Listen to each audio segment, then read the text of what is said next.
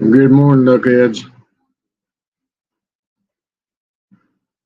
Sorry, I'm learning new things, as I go because I'm one of those that if I see a problem, I always try to make a different way to make it.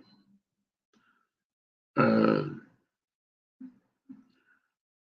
as tonight's topic is, it's really one of those that's been close to my heart for many, many years. And one thing that gets me is the fact that you got the backstabbers in the brotherhood. That's going to be my first topic right there. Backstabbers, the ones that sit there and call you brother, that sits there and takes you in, that sits there and holds you when you're in time of need, that sits there and walks with you through hell and back, that sits there and helps your family when you're laid down. Those are the worst ones to look for.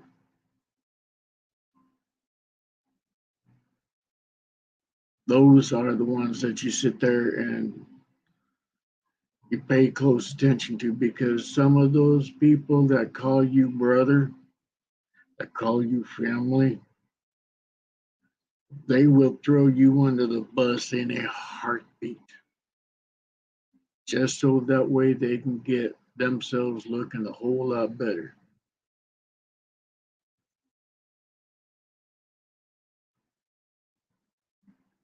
It's just something that's not cool in my book. Never has, never will be.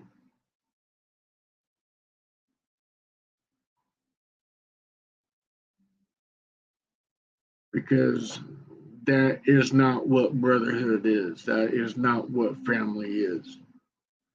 If you're going to sit there and take that opportunity to throw someone under the bus that doesn't deserve it, then you don't need your cut. You don't even deserve being called a brother at that point.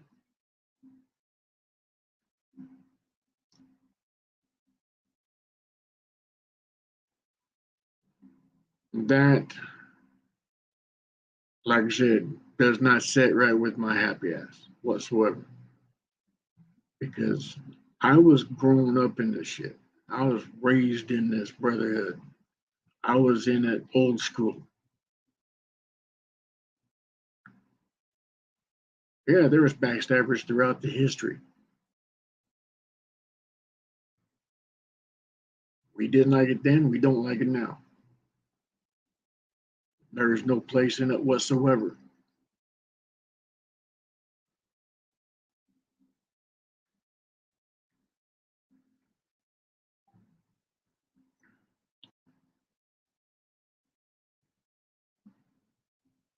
I've seen so many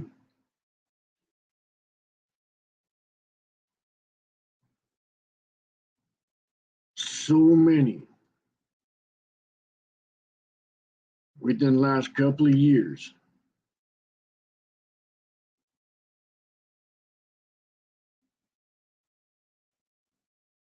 sit there and start bagging each other.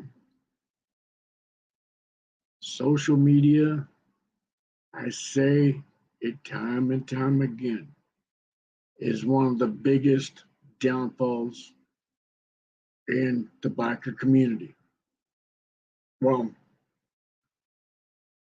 not just the biker community, but it's just severely helping.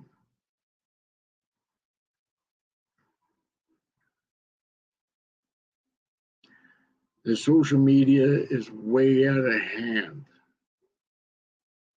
and it is the demise of everybody.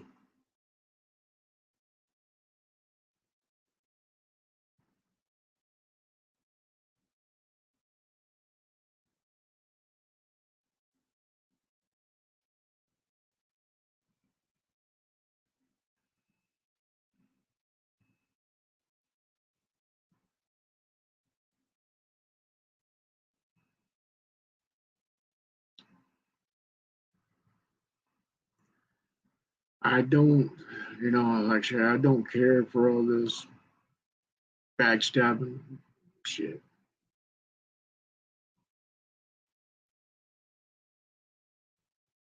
Again, like I said, there's no place for it. Since social media took over everything, it's more prevalent.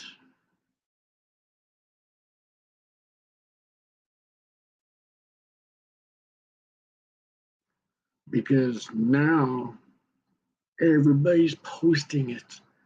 Everybody's sitting there with their little phones, they're taking pictures of it. So it is hitting hard. More and more people are seeing.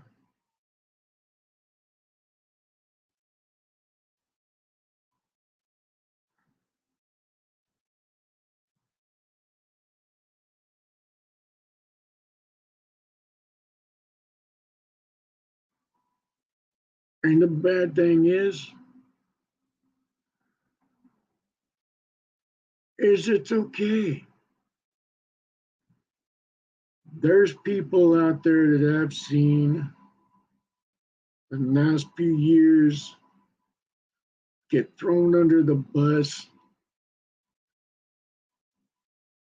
so bad they almost lost everything. Friends walked away from them. They sat there and they put in the time.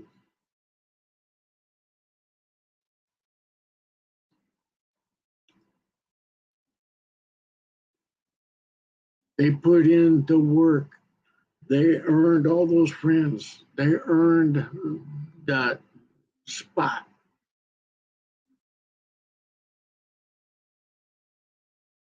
Hard work. Then all of a sudden, when someone wanted that opportunity to save their own ass, they threw the person under the bus that calls them brother. But it's okay.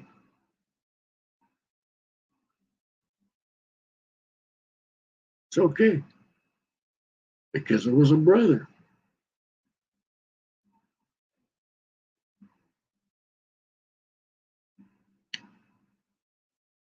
Yeah, again, like I said, that don't sit right with me whatsoever. Because see, if you call me brother, I'm gonna watch you.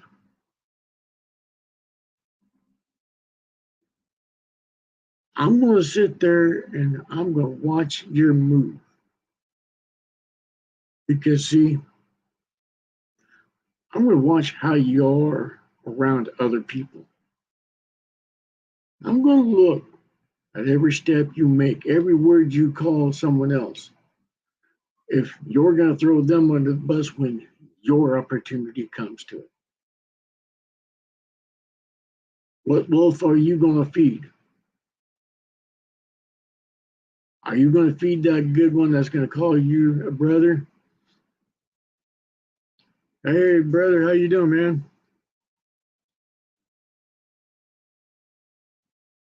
I'm learning new shit.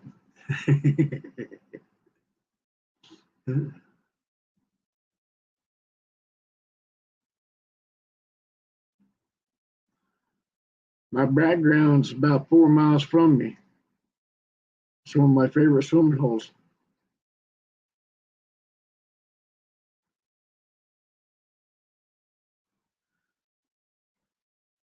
How you doing tonight, bud?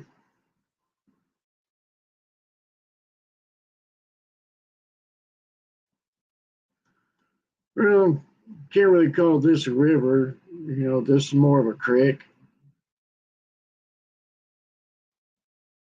But yeah, I'm not too far from the river.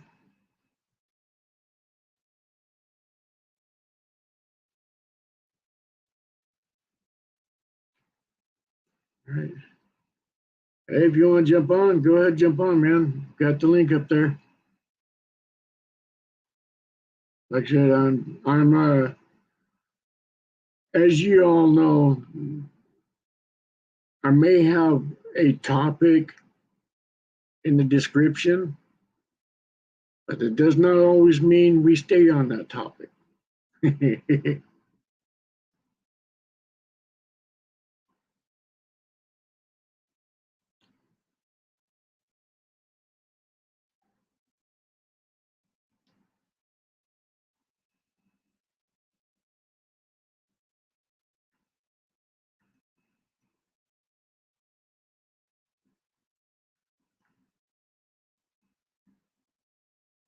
All right.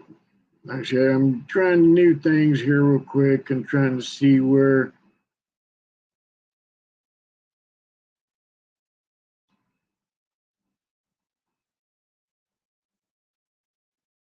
uh, where do you go?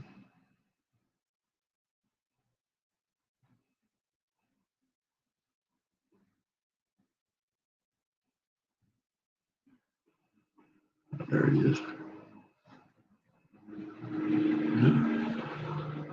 Yeah, like I said, it's just one of the things that. Hey, Historic, how you doing, bud?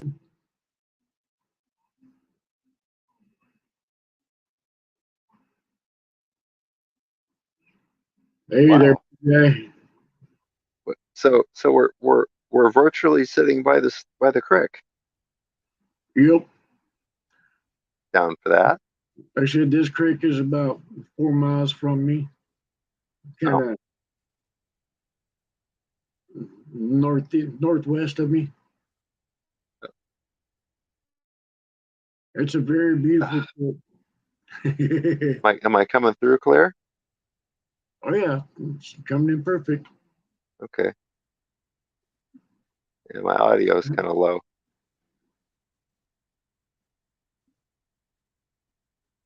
Oh man. So what's the topic tonight? Well, one of the things that has been eating at me for a while is the uh, backstabbers. You know, people call each other brother for a long while. You know, they get to know each other. They're there for each other's family. You know, when you're down, they're there for you. They help you up. They help your family out. You know, stuff like that. They make sure that your needs are caught up and whatnot. Right. And then when the opportunity arises, they throw you under the bus.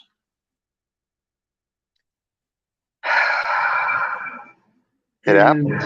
the other thing is, the other part of the topic is the beggars for their cuts. You know, they're sitting there, they're wanting to cut now. They're sitting there crying and screaming and hollering. They don't want to put in the work to get their cut. They want it now, me, instead of we as a nation, as a whole brotherhood, Right. to do that work to put their stuff in, to sit there and just kind of go through it, you know. And Well, so it's really been bothering me for a while, and I've seen it more of it the last couple of years. You know, where yeah. you see biker clubs sitting there taking in these crybabies. You know, they don't even have a bike half the time. They're not even on a freaking road. They got more miles on their knees than they do on the road. You know, I'm not, Well, you know me, I'm just going to call it that. no, no, yeah, yeah. I've seen guys I'm trying to say this without being offensive, arrogant, or a jerk, because I'm not slamming clubs. I've seen guys that have only been riding a handful of years who are just, you know, just getting their bearings on a bike, Hey, and Flossie, sweetheart. and now they want to instantly, boom, jump into a club Oh yeah, yeah, yeah. without even hanging around or getting to know anyone. And I just Well, don't get it. And why? I mean, okay, I'm in my 40s.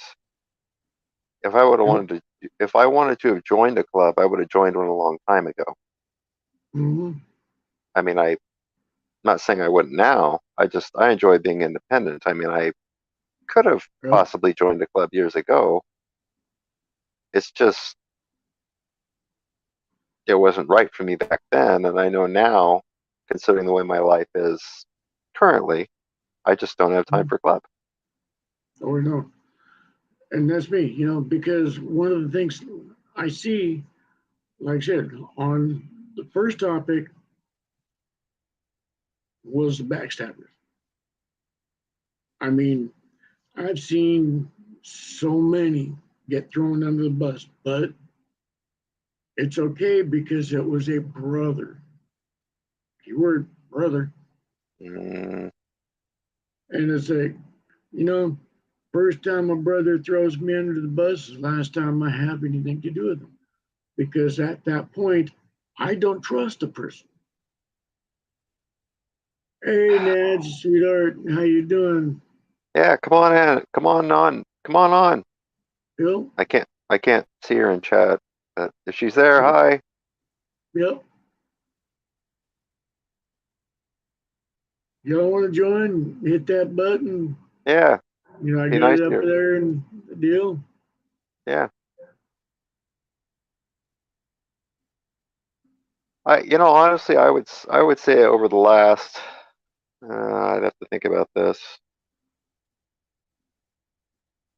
I'd say 8 years. What you talked about, you said for the last two, I've been seeing progressively get worse for the last eight or about 8 years. And it's probably gotten to be at its peak over the last two, Yeah. and I don't know why. Well, it's been going on for a while. I mean, yeah, it's nothing new, Right, but within the last couple of years, it is just going in like fire. The big time. fires that we had in California, Oregon, and Washington State last year is nothing compared to the crap hole we see now. I mean, there's beggars.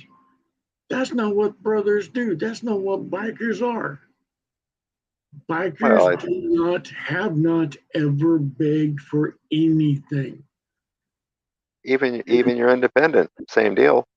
Yeah, I I've been in this industry, brotherhood, I call it a circus sometimes. circus. You know, No, no, I'm not insulting anybody who's a member of the carnival and circus. I respect yeah. all of you. That's, you know Well, what? That's somebody. This is a little off topic. I just got to bring this up. but That what? right there, Give me element of we're going off that's an topic. element to the that's an element to the biker culture that I would give anything to find somebody who rides with the carnival to come on the show because those guys built some neat stuff, Oh and yeah, you never hear about them. Stunt riders, you never hear about them. I know. And see, Never. those are one of the most under discussed people. Yep. And but I'm glad you brought it up because there are a couple of friends of mine that I'm trying to get a hold of that do that. Yeah. There aren't They very are many out there. really good. And I've also got a couple of people that I'm going to try to bring on the show that are driving the super bikes. Oh, nice. I've got a couple of dudes that I'm looking at right now that I've been really talking with and stuff like that. And They're great dudes. They're very gifted in that aspect, and these are, again, little less known people because Right. no one's talking about them. They're talking about the MC. They're talking about the diamond clubs. They're talking about the 99% clubs. They're not Hmm. talking about the smaller ones. Well, or people who aren't in clubs. Lots of independents out there too. Oh, yeah, yeah. Hey, sweetheart. Hey, how you doing? Hello. I was gonna say happy Friday, but I guess it's Saturday already. Well, Flossie is in England. Oh, It's already Saturday for Flossie in swinging London. yeah, they're way ahead of us. It's Yep. actually 12 o'clock here too. That's Saturday. Yep. I made some Hey, amazing process. How you African doing, food brother? today. So so if she's 2 hours, so she's ahead of us time wise. That means she's in the future. She's eight. She's 8 hours ahead of us. So she's technically in the future. That's a trip. That's crazy, Uh-huh. isn't it? I don't think that's how it works, though. Can I just pretend? Yes. Okay, Okay, McFly. little baby. Just saying. Sounds I just cool. had to. Oh my Yeah, God. I just had to. I just had to.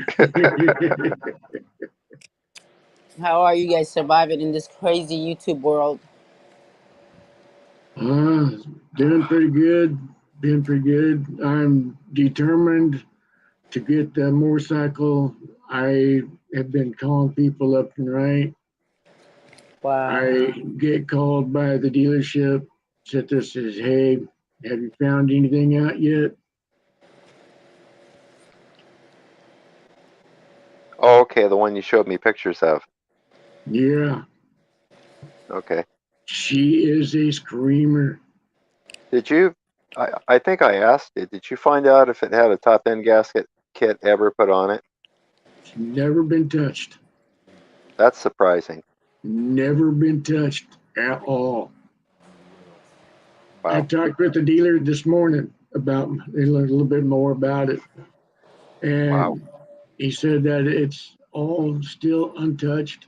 The paperwork's with it from when the lady built it. Huh. She wanted that 70s vibe. Yep.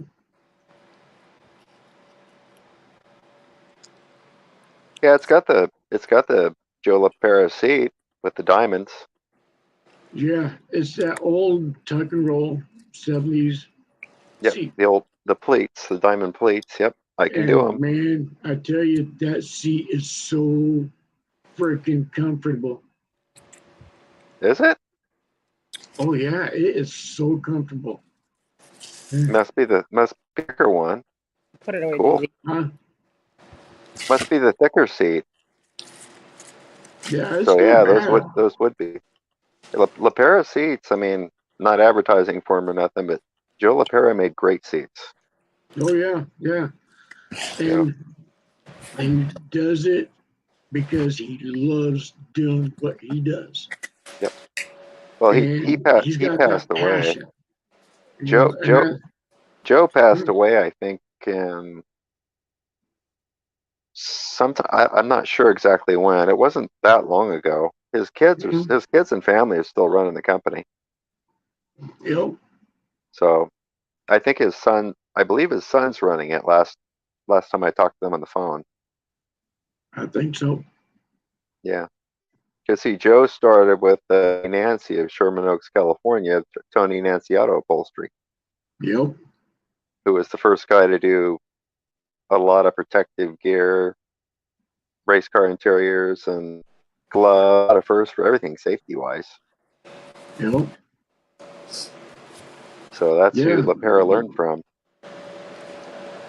yeah. That is, like I said, that's a great seat.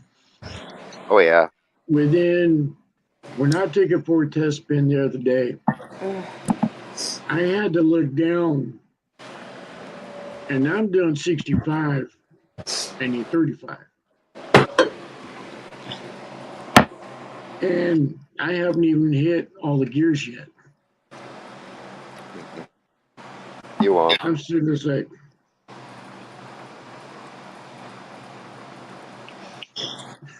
I'm definitely editing a video. Can you guys see me? Yep. Oh no! Is it on? Yeah. You guys. When am I gonna figure this shit out? One of hey, these days. you look great, sweetheart. Thank you, thank you. I made You African do. food today, and I was so happy. Uh, I had my family, and I guess I can cook African food, y'all. love it. We'll see actually how that turns out. Yeah, I'll have to check it out.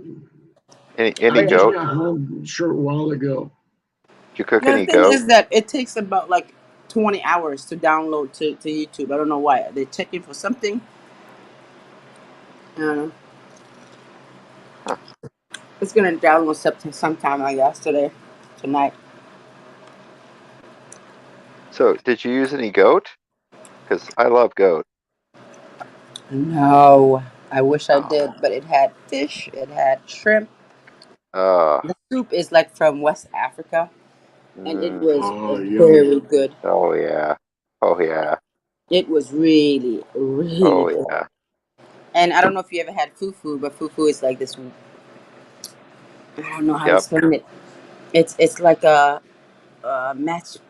mashed potatoes in the way that it looks, I guess. But yeah, I killed Yeah. it. Yeah, I It, think. it's addictive. It's Ooh, good stuff. ooh. I guess I'm saying I'm I turning killed it. into ghost. Ooh. I mean, he's down by the river right now. Oh, Yep. Yes. I'm becoming one of those one of their Christian dudes. You know, I'm starting to become holy. I don't know if I'm on the right show for that. Neither am I. I'd have to kick my own ass out of here. Me too. I grabbed myself by the hair and yanking myself out. Yeah, I think they would have already kicked us out. Hmm. mm-mm-mm. Yeah, You I'll have guys, to check it out because I am going to do a video shortly. A unusual show for me, if you will. I'm actually going to do a cooking show. no way. I've had a lot of people be requesting my cooking. You know, That'd be show a cool. traditional, how I prepare a traditional Native American cooking. That would be awesome. That'd be awesome. Yeah, Yeah. I'll watch that for sure. Yeah, me too. But there's a lot of people who can learn from things like that. Yeah, people like cooking on YouTube. That's for sure. They look that not Well, There, you not know, cooking, real cooking. You know. there's nothing in my head, so I'm good to go. Yes. I'm not aware of any Native American cooking I didn't from even know it. our part of the country on YouTube. Truth be told, I might be wrong. I could be very wrong. I'm not. Could be wrong. I have never seen one, so There that could be really is good. There is, the but they're not out here on the West Coast. the closest that I know of to us is Arizona. Yep. Wow. Yeah. Definitely, you need to do it then. Yeah. I was just gonna say Arizona,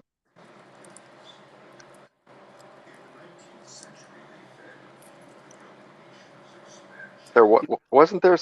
I think there's a creator that did Native American cooking. Wasn't it kind of over there on the Four Corners?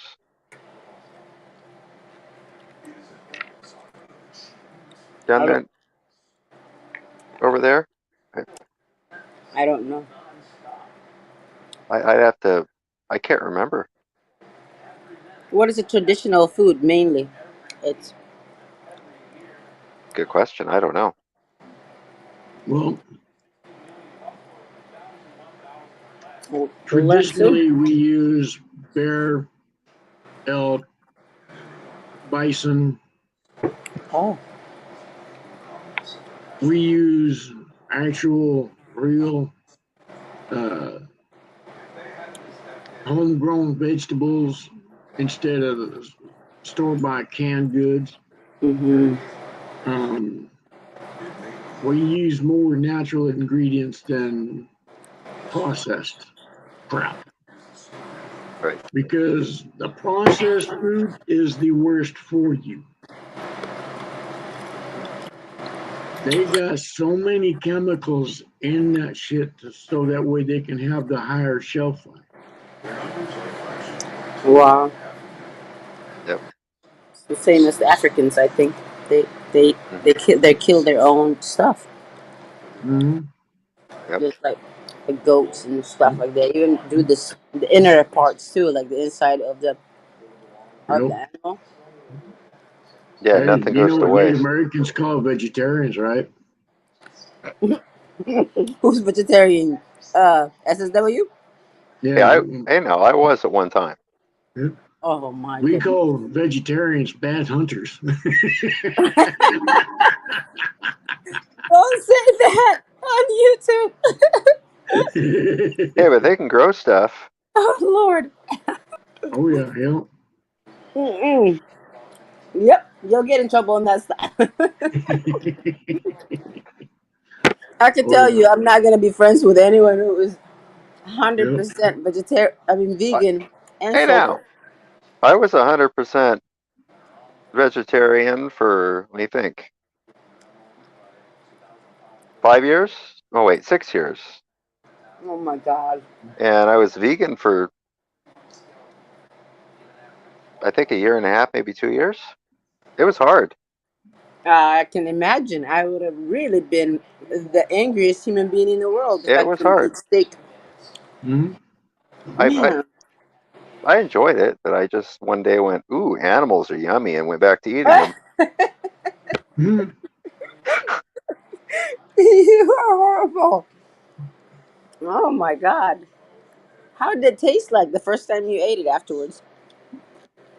Uh, Delicious, but my stomach did not handle it well for a long time. Wow. Because you weren't used to it for a while. Nope, because I didn't even do dairy. Oh my God.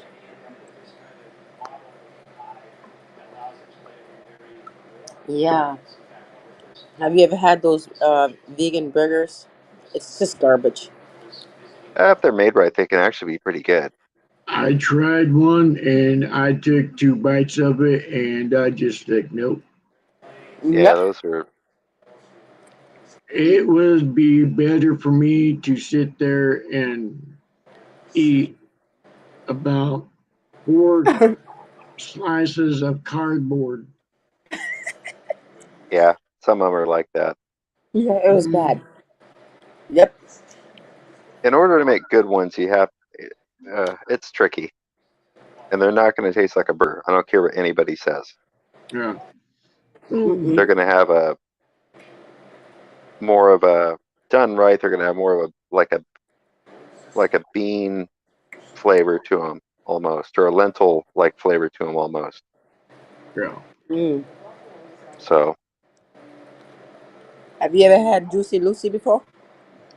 Ooh, I'm moving. Ooh. moose. Juicy Lucy. It's a burger that has the cheese in the middle. And when you take a bite of it, it just like oozes out like cheese coming out inside of it. I like cheeseburgers, so Sounds I'm good. gonna, Yeah. yeah, I'm gonna be making that tomorrow. All right. I just wanna. It's gonna be a big fat burger. Yeah. My ex roommate sat there and couldn't believe me when I told him, I go, I'm making hamburgers. He goes, all right. Made a 2-pound burger. Set it on my plate. He goes, you gonna eat all that? And I was like, no. I grabbed some chips, grabbed some pickles, sit right there, put it on the bun. He looks at me, he goes, you're not gonna eat all this. Like, no, but wait, there's more. What? Yeah. This boy can eat. I mean, yeah, I can eat. Oh, I And know. See? he sat there and he'd already ordered from the choking pew, which Mm. is McDonald's. So he wasn't I love food. I don't think I can live life with. Yeah.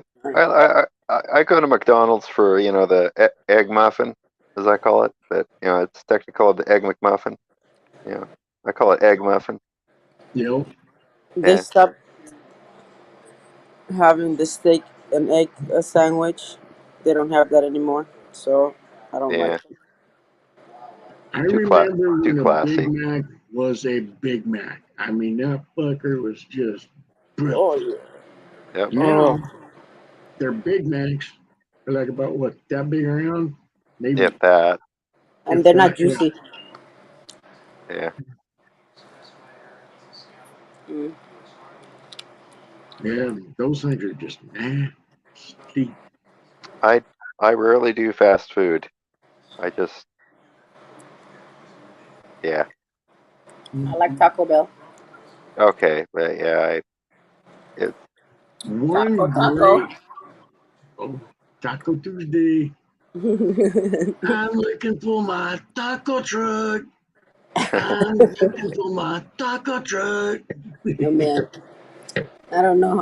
I don't think I should have heard that word ever. Can't stop it. I'm just throwing it out there at everybody. Now for no reason. It's like Taco Tuesday for you.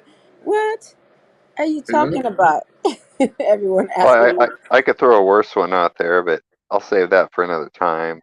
Oh God, don't teach me anymore. I have a brain Oh, that. it's a I'll, beauty. I'll another time, another channel.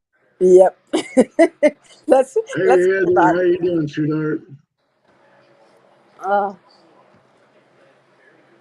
I'm watching a buffaloes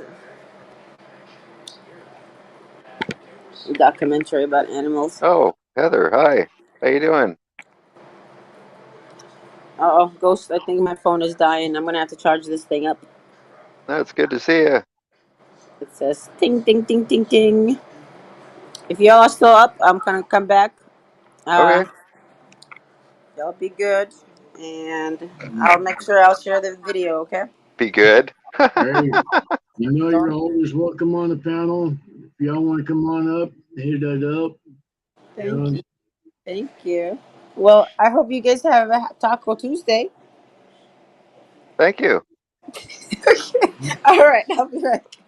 Goodbye.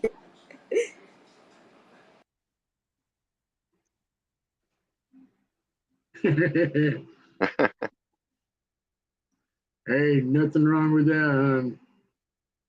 No,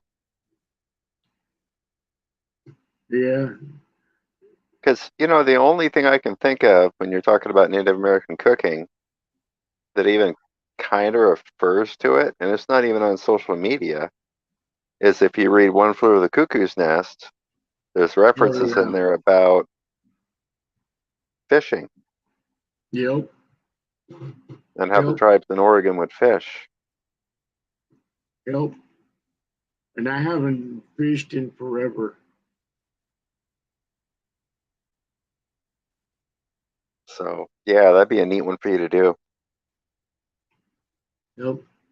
Well, I get asked all the time about doing a video, on Native American cooking because everybody's like, "Oh man, this guy can cook. This guy can cook," and a lot of the people are going, "Yeah, right, whatever." And they tell them it's like, when this guy cooks, we line up at his door with our forks and bowls ready because we know it's good. Yep. So it's like,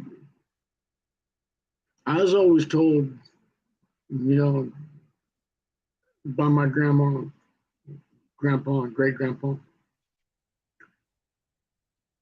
there's one rule that you must do. Now, if you're ever going to get a good lady that's going to be there, she's going to want to know if you can cook. Uh-huh. Because it's typical, ladies always doing the cooking and whatnot, but man's got to know how to cook too. Because that means that he's willing to be in her spot. Take control, sit there and say, hey, let's go do this, let's cook. If you can find a lady that will cook alongside you Oh, and that's awesome. you're not confined to like a motorhome, RV, where space is extremely limited. Mm, you can make it work. Yeah, if she's willing to cook with you and you're willing to cook with her, you can make it work.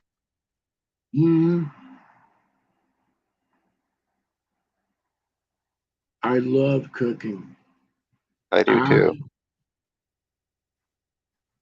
I learned by my grandma, my grandpa. One of the things that I remember was when I was learning how to cook. First time ever that I have memory of is going on the cattle drive with my grandpa. We did a lot of the cowboy cooking. We had the Dutch oven. We had fire pit. That was my experiences on cooking. He sat there and goes, you're going to sit here and you're going to learn how to cook. And we didn't have much, especially out in the desert. We had to look for our food and stuff like that. So we had to really know what we were looking at, what plants were good to use and stuff like that. We had to hunt for our own food. So everything that we had was fresh. We had like stew one night and then leftovers in the morning. But it was always fresh. We was always getting new stuff. We always had fresh game.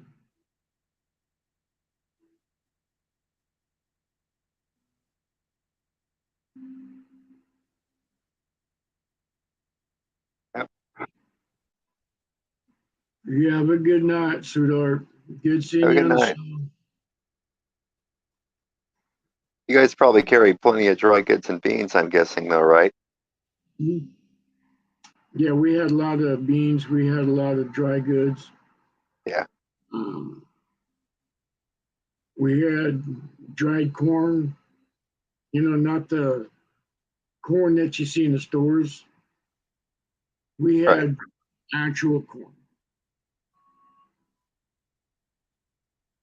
All multi-different colored, what they call Indian corn. Right.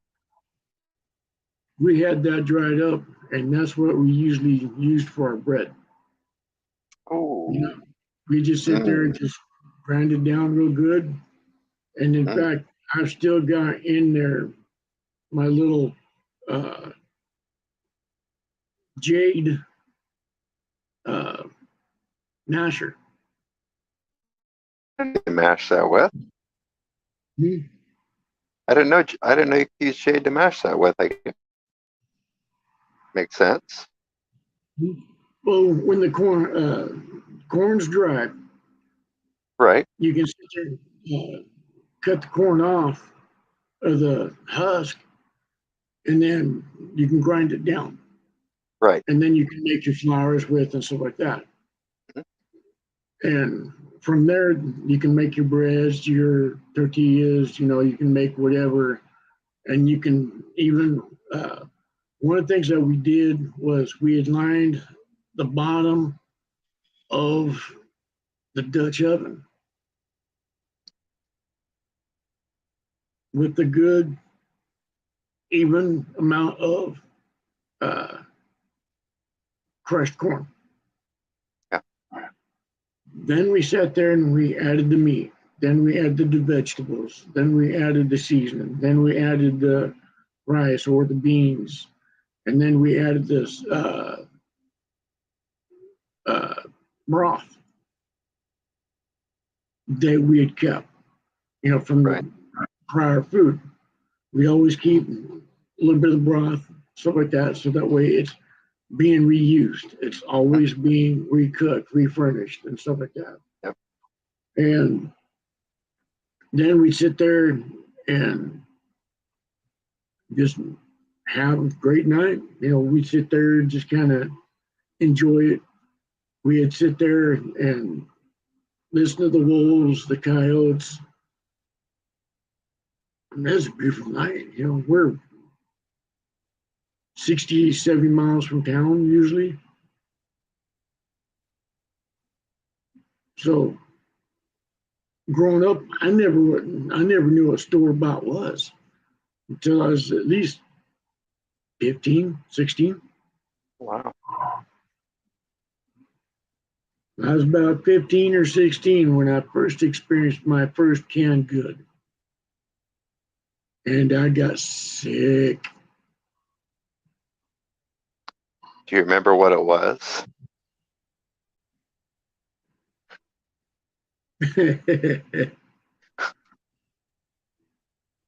Yeah.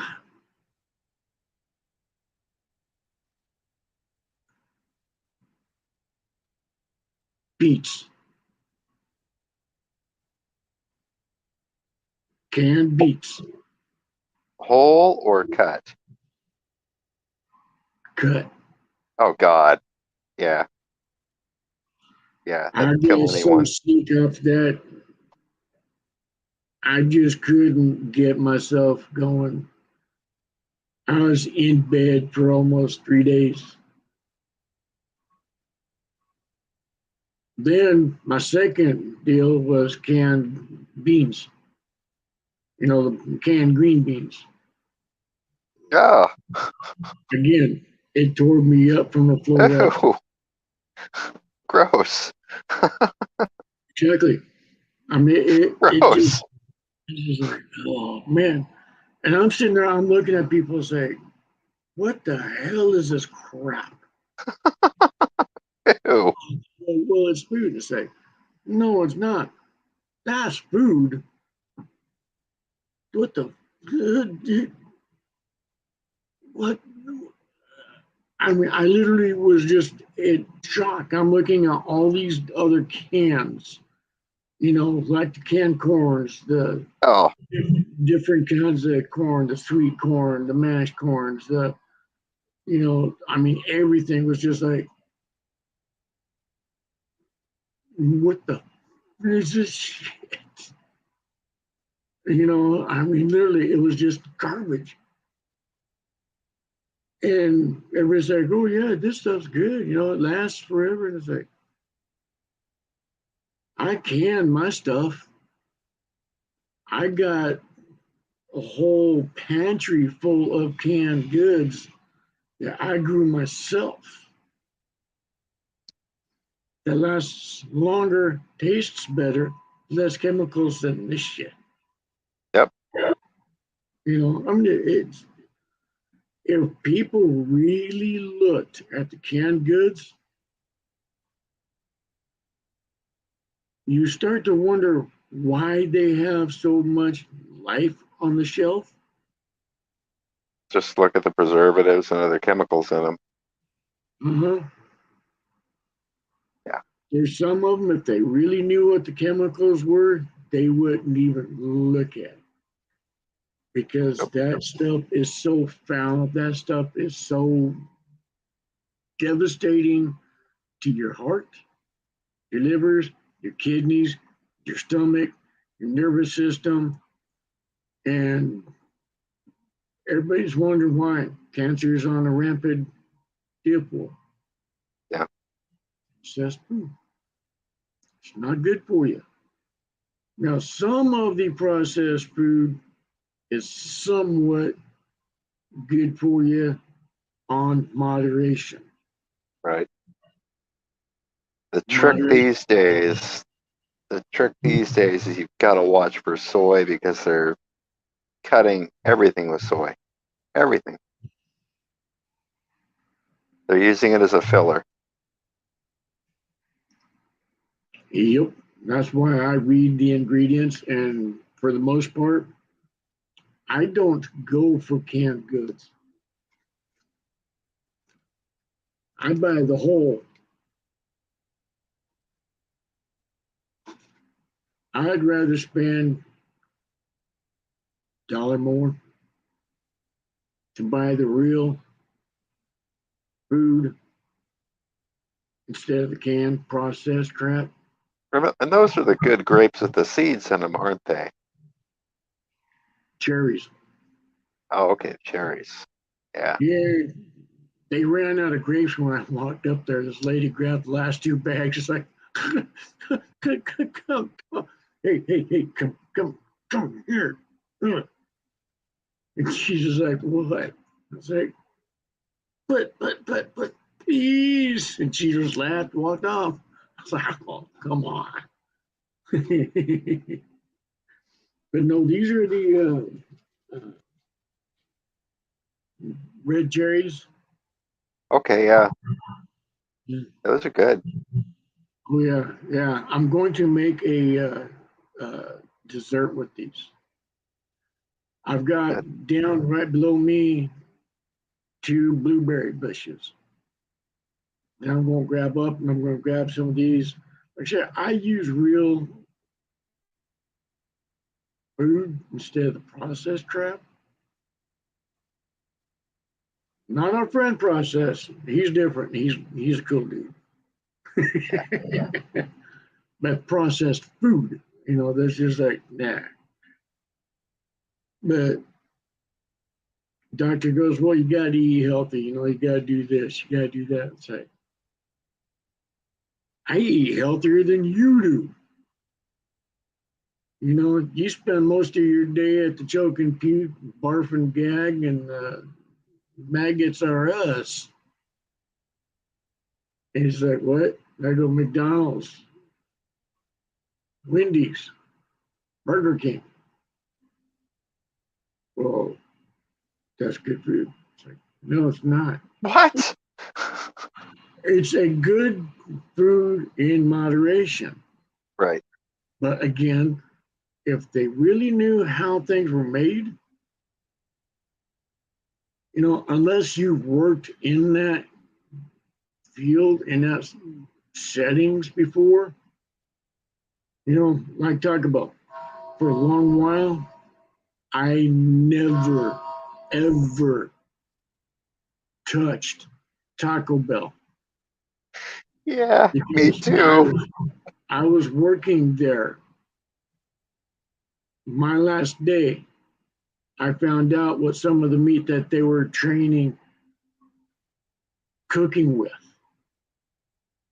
because they were switching the lower, lesser costing meat and the questionable meat, and it made everybody want that more. Right. Don't you guys think it's a little odd when you sit there and you drive by something and you have to have it? You get that anchor in for it, and this is like, okay, and then You're going out, a day later, you gotta go more, you gotta go back more, and you find yourself going back and back. I go, it's in the food. So all things are good in moderation. I loved working at Taco Bell where I was at. I've got a great story. It's just funnier and shit. I never worked fast. I never worked fast food. I just had friends that did, and they told me stories, and it was like, I'm not eating there. Even if Joe Compute, McPute, McDonald's is the last job on earth, I still will not be able to apply for that job. I still would not be able to work at that job at all. I am permanently banned from working at that place. I could if I changed my name, but I wouldn't do that because it's more funnier that way.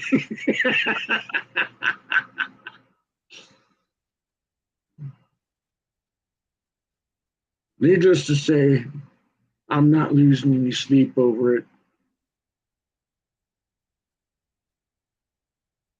You know, because like I said, when you work in the industry and you're there long enough, you start knowing more, then you start going,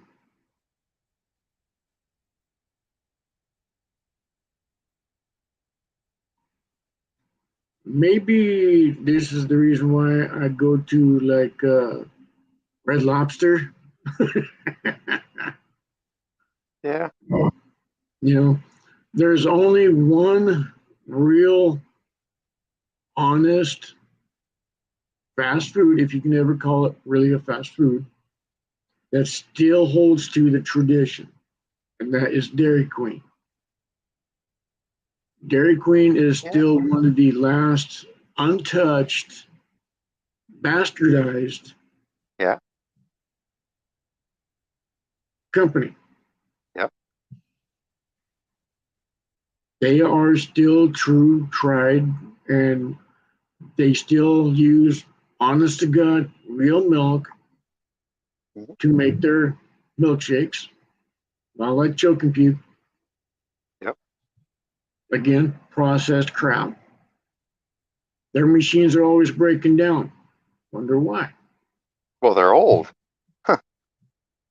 As much money as that dive makes a day, they can have 100 of those things lined up.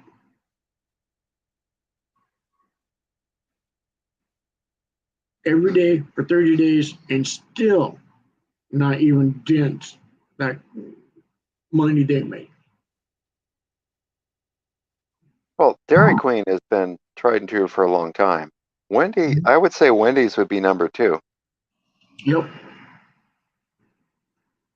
I could be wrong, but I would say Wendy's would probably roll in there. Wendy's is funny how that one even started. Mm-hmm.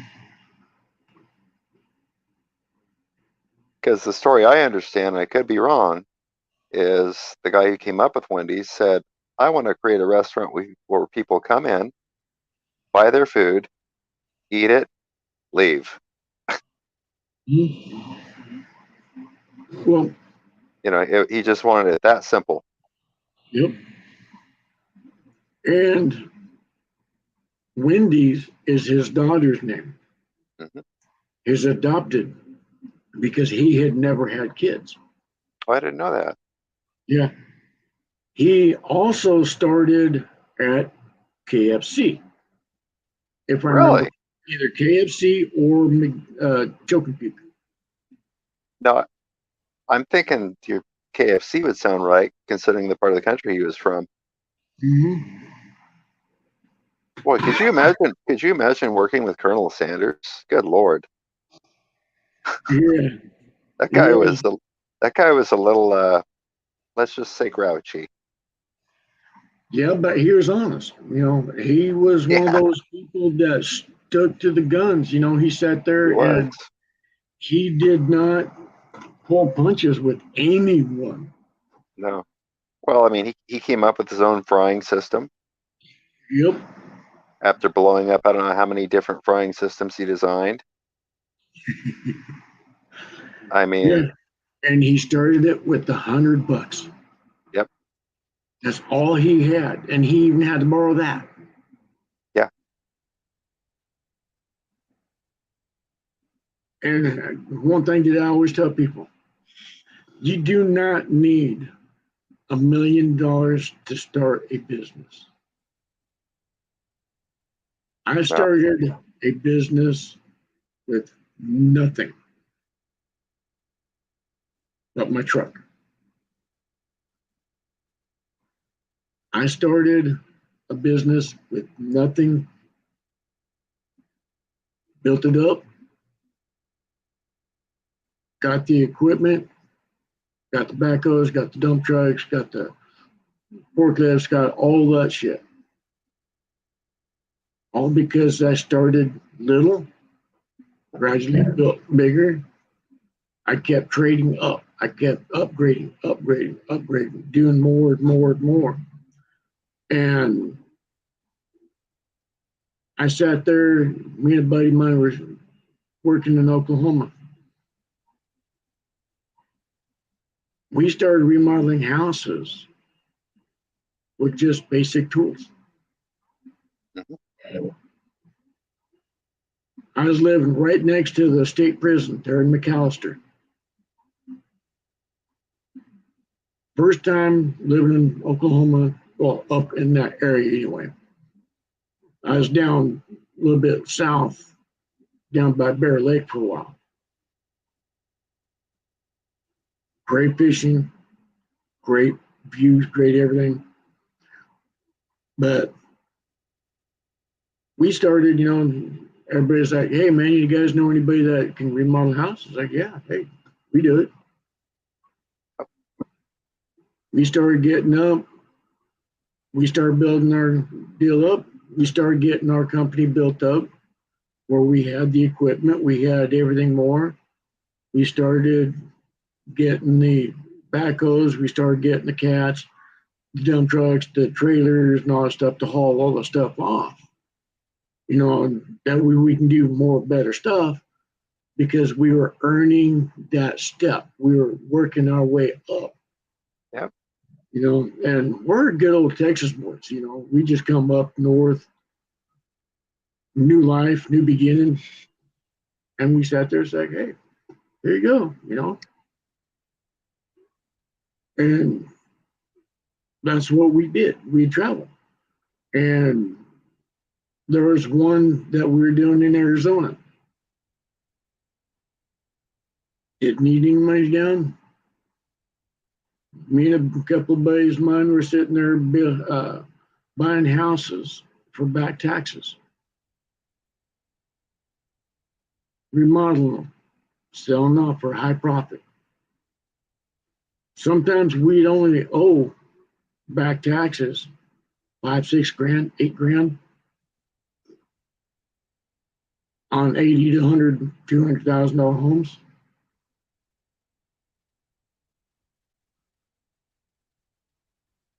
So you can start a business with nothing. oh, I know.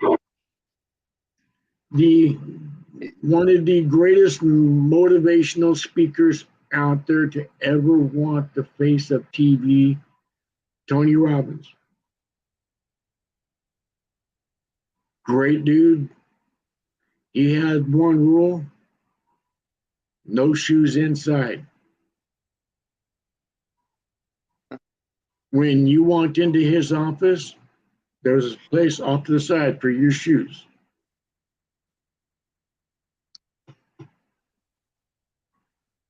He walked around with no shoes inside his buildings.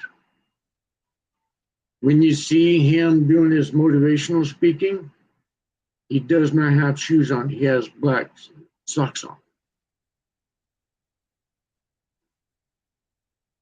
Because he sat there and he goes, he wants to feel grounded to Mother Earth. He wants to feel connected. So that way he's not up here with his ego. Yeah. Haven't heard his name in a long time. The guy started out small. Yes, he did. He had maybe, I think, if I remember correctly, he only had $300 on him because he had to sell his car. Yeah. The car that he was living in. Mm-hmm. He had to sell it. And then he got the money. He turned around despite having nothing. He sat there and he says, this is just a small setback. It's not the end. I'm going to work up. And when I met him and I was working with him, what he was doing was he had a few of us people walk around door to door in certain areas selling perfume. Yeah. That was his beginning. Then he done other things, but he is always using that money that he gave from us selling, and he was selling, the motivationing that he was giving on a daily basis. He sat there and he used every penny, despite him still not having a place of his own, still not having a vehicle of his own. He had vehicles that he borrowed. He had friends that he stood with, for a while. He sat there and he says, do not let a downsize get you. If you lose everything you own, as long as you still got your breath, as long as you're still being able to get up in the morning, as long as you're able to click those keys, you can earn money. You don't need $1 million to set yourself free. And now he's one of the richest men out there.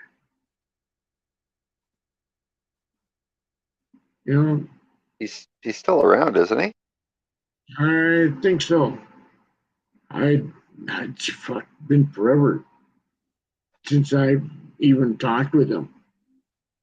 I mean, last time I talked with him, it was in Fresno. He was doing a motivational deal. I just unfortunately happened to have been there. My buddy sat there and he goes, hey, man, we got tickets, man. Let's go over here. And it's like, nah, all that's just hokey pokey. You can tell the people are just out to sell themselves, on a lot of them. They're Right. sitting there saying, okay, well,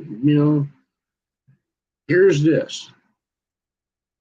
I'm going to tell you how to be financially set in 36 different steps. But only the first 2 steps are free.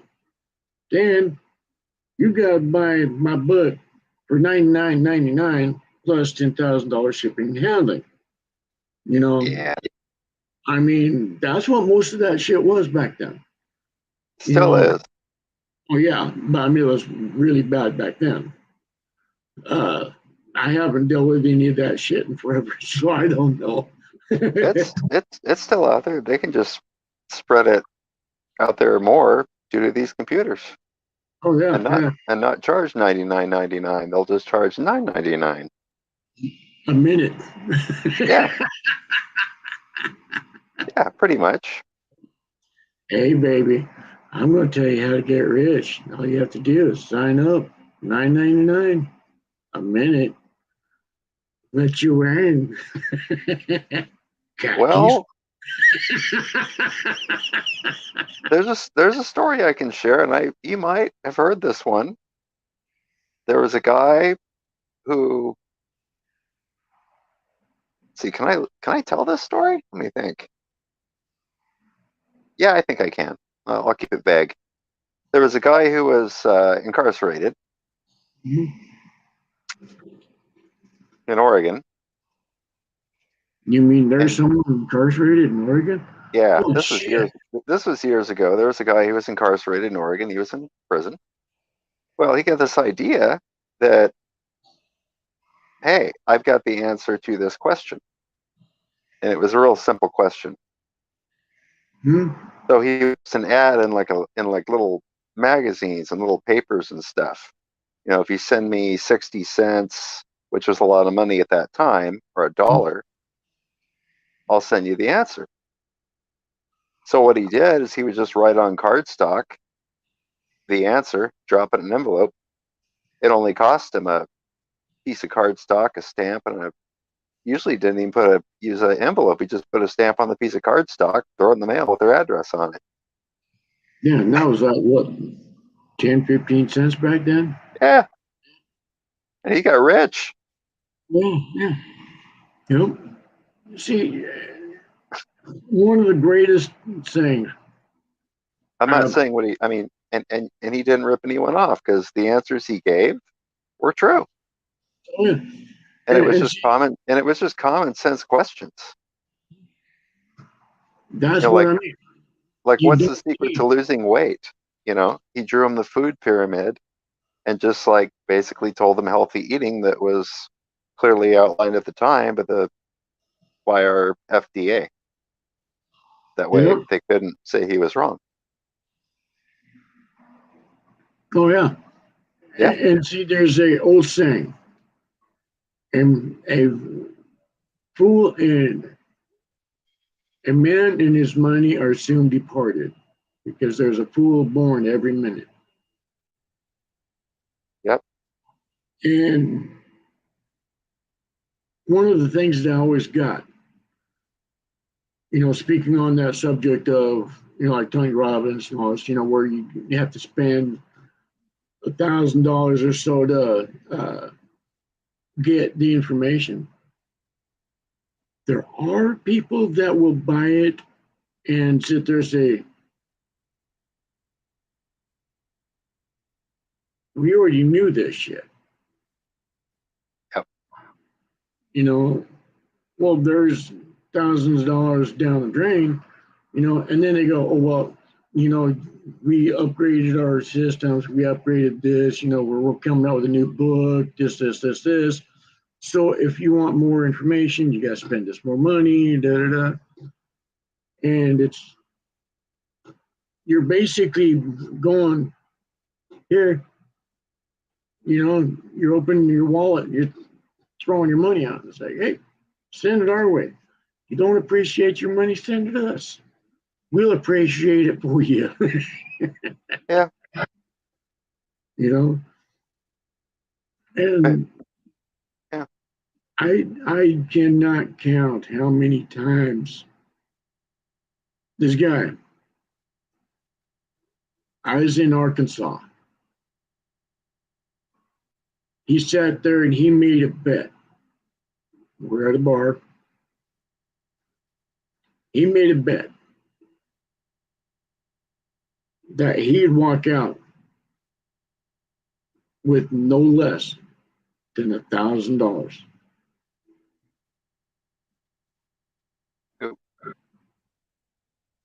20 minutes later, he's walking out with almost $2,000.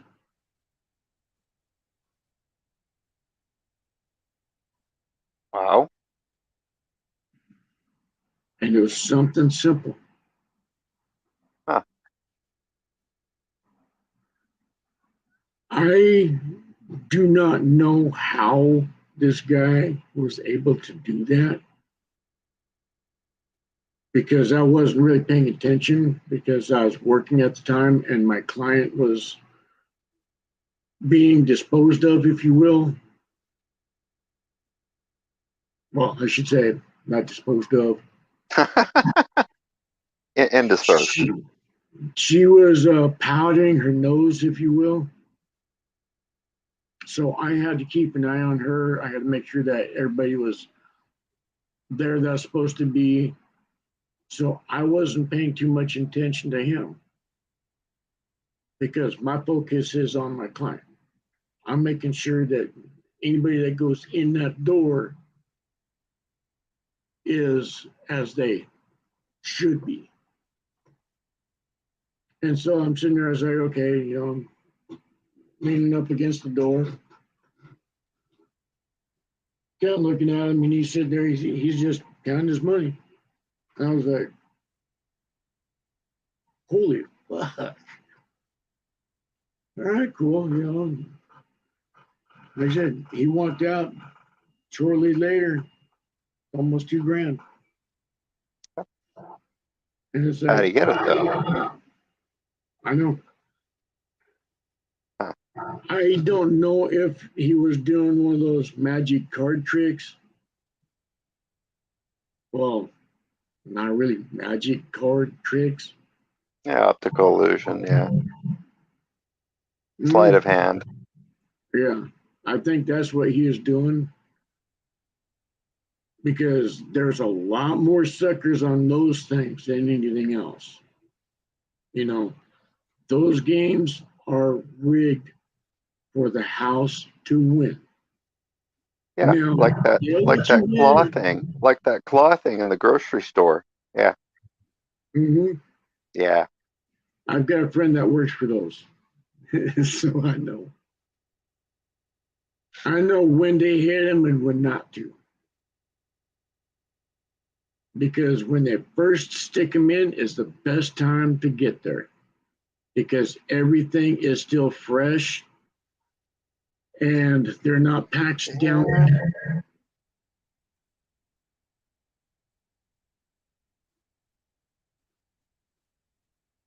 I don't know. I mean, business-wise for me, I'll just say it's limited. The best luck from my personal experience is I didn't start out with anything fancy, expensive. I started out with nothing Yep, but a bunch of worn out junk yep, or stuff that nobody wanted that I could afford. yep. And took a lot of time Oh, yeah. to where I could finally go, okay, I've stepped up to where I can finally buy this that's better. Yep. And then longer, step up again, finally get to this level that's better. But the Mm-hmm. trick is to get to those levels is you have to find something that you can make and sell. Yep. Something small, something you can just pump them out. As an old wise man once said, if you see a need, fill the need. Exactly. If you see a need for something and you have the ability to make that, Yep. you take that opportunity and run with it. Yeah. Because you're Exactly. feeling a need and you're sitting there, you're feeling your need. Yeah. It doesn't even have to be a big thing. It really doesn't. Well, she's hoping it's a big thing. Well, maybe, but I mean, at least bigger it's than at least bigger than a Tic Tac. yeah, probably, but I had to say that. I had to say that. I know. I mean, that all the guys I know that are I mean, all the guys I know that have big shops or they started with nothing, Mhm. and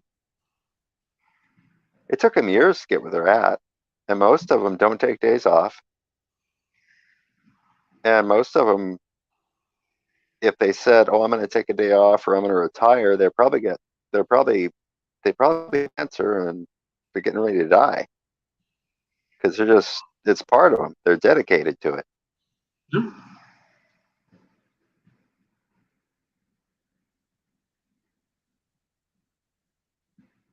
And they also have a healthy balance between work, the shop or business and the home. That's really important too. Yep. See, one thing that got me into the arts and crafts, the Native American arts and crafts in general, was I seen a need.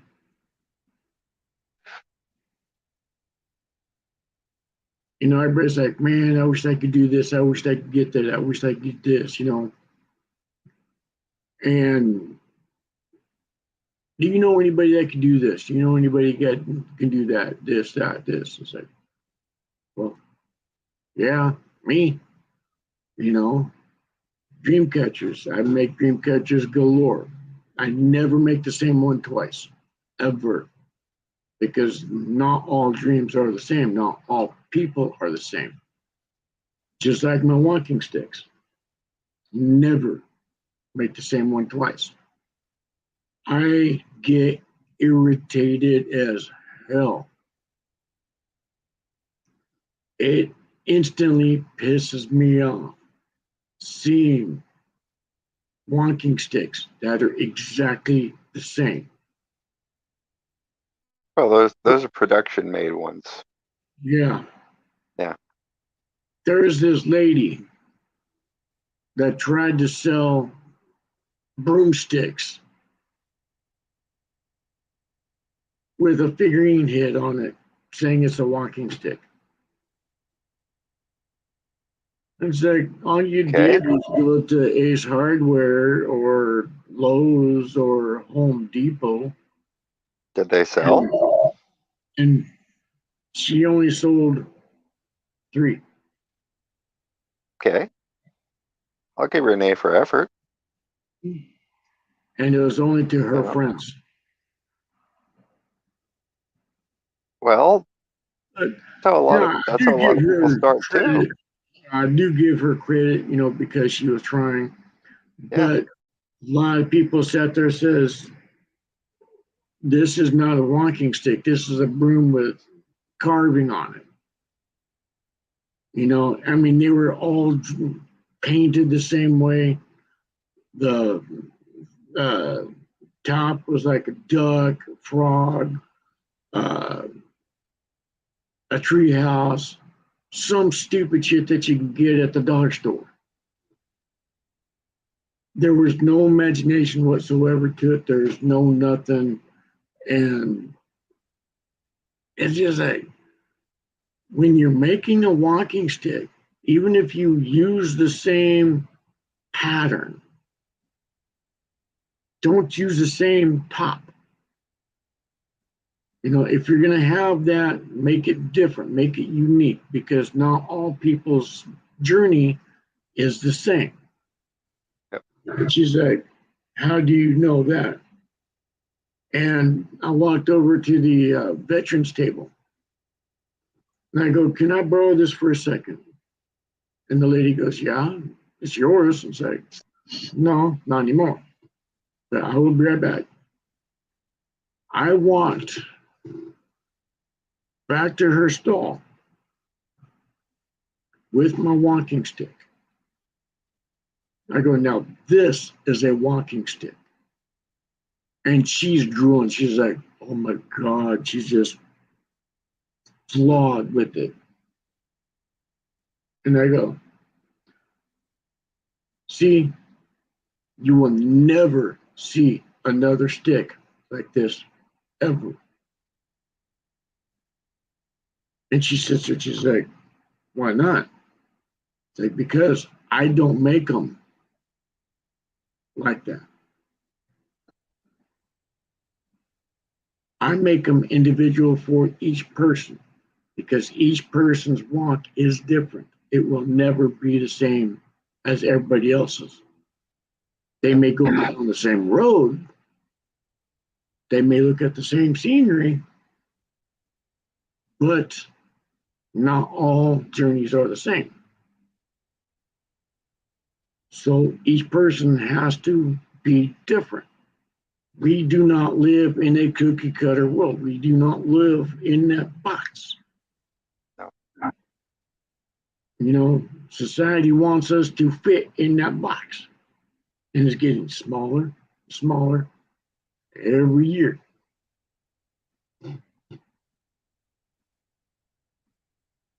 Only if you allow it. Mm-hmm. That's how I see it. Because like you said, the small crafts and stuff, I know a lady that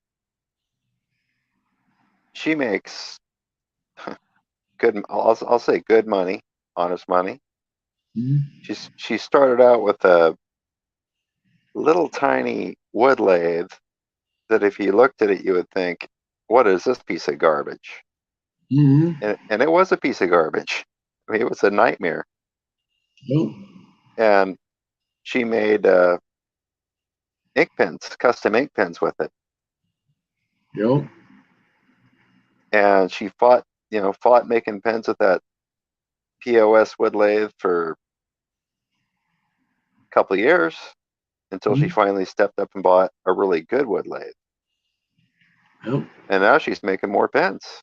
And her pens are expensive. Yet Yep. they're all a little different. And they're great pens. Mm-hmm. And she's always ahead with orders. I mean, it doesn't matter what time of the year it is. There's always somebody wanting pens. Oh yeah. Yep. Y'all know And that's that just a tiny niche. She just found that tiny niche and jumped right into it. Yep. And everybody told her she wouldn't make a dime. Mm-hmm. You know, Yep. she does quite well. That 1-800 got junk. Yeah. I know the person that created that. Really? Yep. I worked with him off and on before he started it. Huh. He had an old 67, 68 Chevy truck. It was beat down to hell and gone. The axles weren't doing good. The leaf springs were bowed the opposite direction, almost flat out because of the weight that he had. He was scrapping to put his son through college. So that Nasty work. Mhm. Nasty work. That to put his son through college, not only for college, but to sit there and have him on one of the great, well-known NBA roster.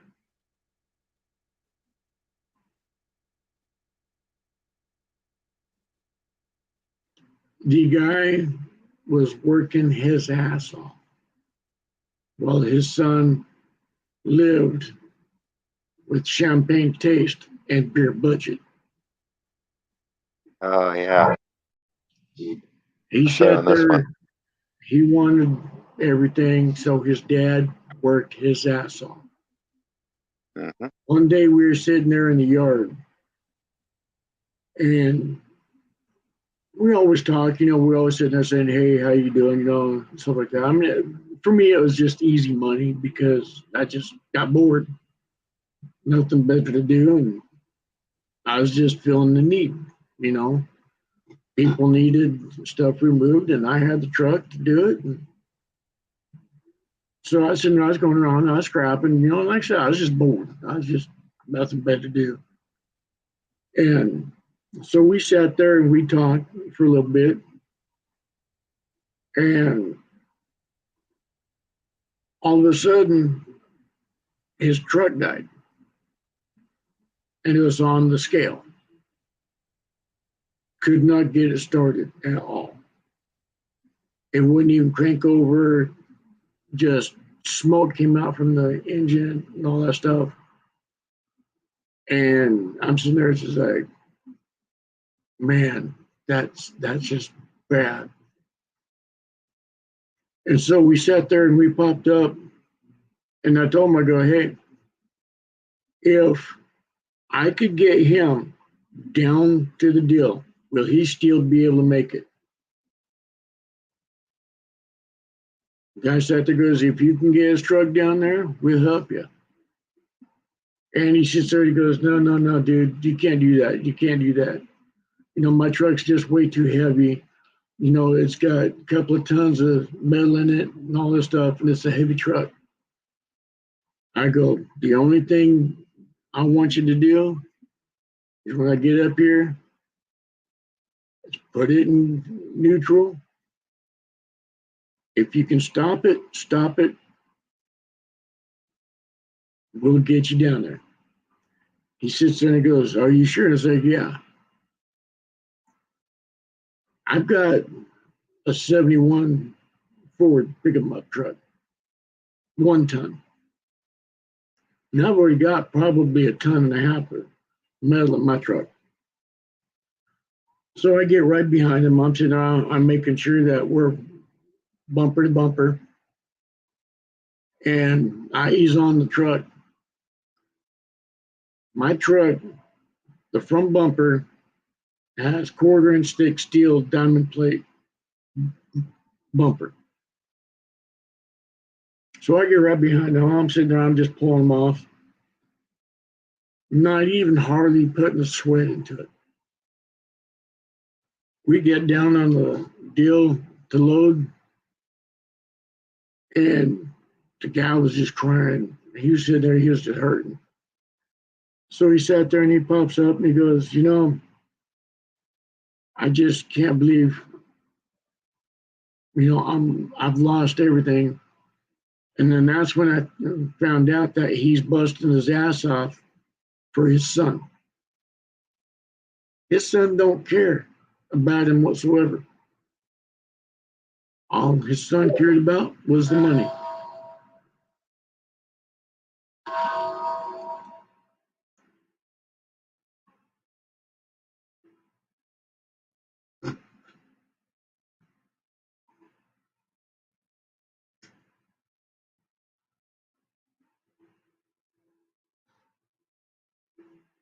But it was, you know, like I said, it was just one of those things. And it was funny.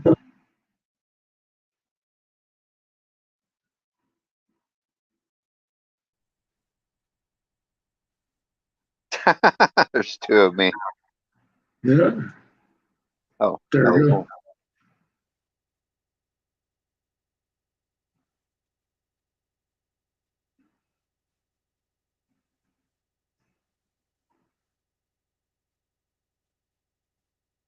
There you go.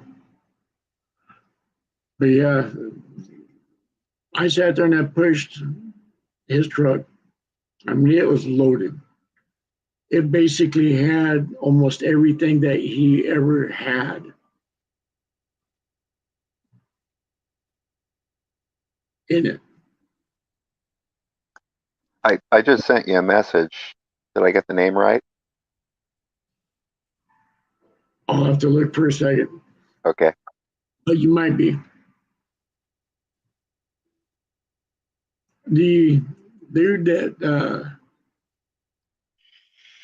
I'll have to look. I'm just curious. It sounds like somebody sounds familiar. I've got his information still here in my deal. I keep some of those things just as need be. But he was surprised that my truck, as loaded as it was, because my truck had the big, beefy rear tires, the stout suspension, because that's on heavy equipment. I was hauling tons of metal long distances in order to get this done. Up and down the mountains, through the ravines and everything else like that. So my truck was built. I sat there and I pushed his truck off to the crane. And he sat there and he said, all right. I went in, I went back around, got my line, emptied my truck, stuff like that. And so we were sitting there talking to him. The whole motor was grenaded. The whole side of the block was just grenaded. Pistons were hanging down through the hole, a couple of them. And I'm just like, man, that sucks. That really sucks, dude. That just, man. And he's crying because that was his livelihood. And I sat there and said, do you have another truck? And he goes, no. This is the only truck I have. And I go, how are you getting home? He goes, I'm not. Can't afford a cab because I live too far out. So let's go through. We'll get our paycheck. Let's go do something. He sits there and he goes, what's that say? We've known each other long enough, right? He goes, well, yeah. And I go, you know that I've never been a bullshitter. He goes, no, that's what I like you for. You're one of those few that don't. Like, I got an idea. He goes, oh, yeah. So we got our check. We went down, got our money, turned in our slips and our weights and stuff like that. And he made out like a bandit, sort of. We made sure all of his personal information was out of the truck, stuff that he needed, and I put it in my truck. And so we're sitting there driving down, and we drove to a city near a mountain.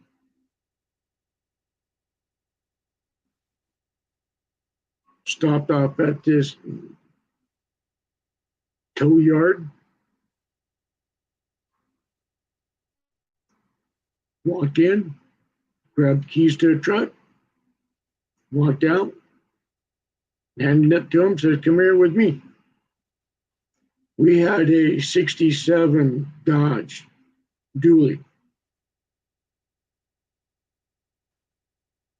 that was just built really nice. We sat there and I go, you want it? It's yours.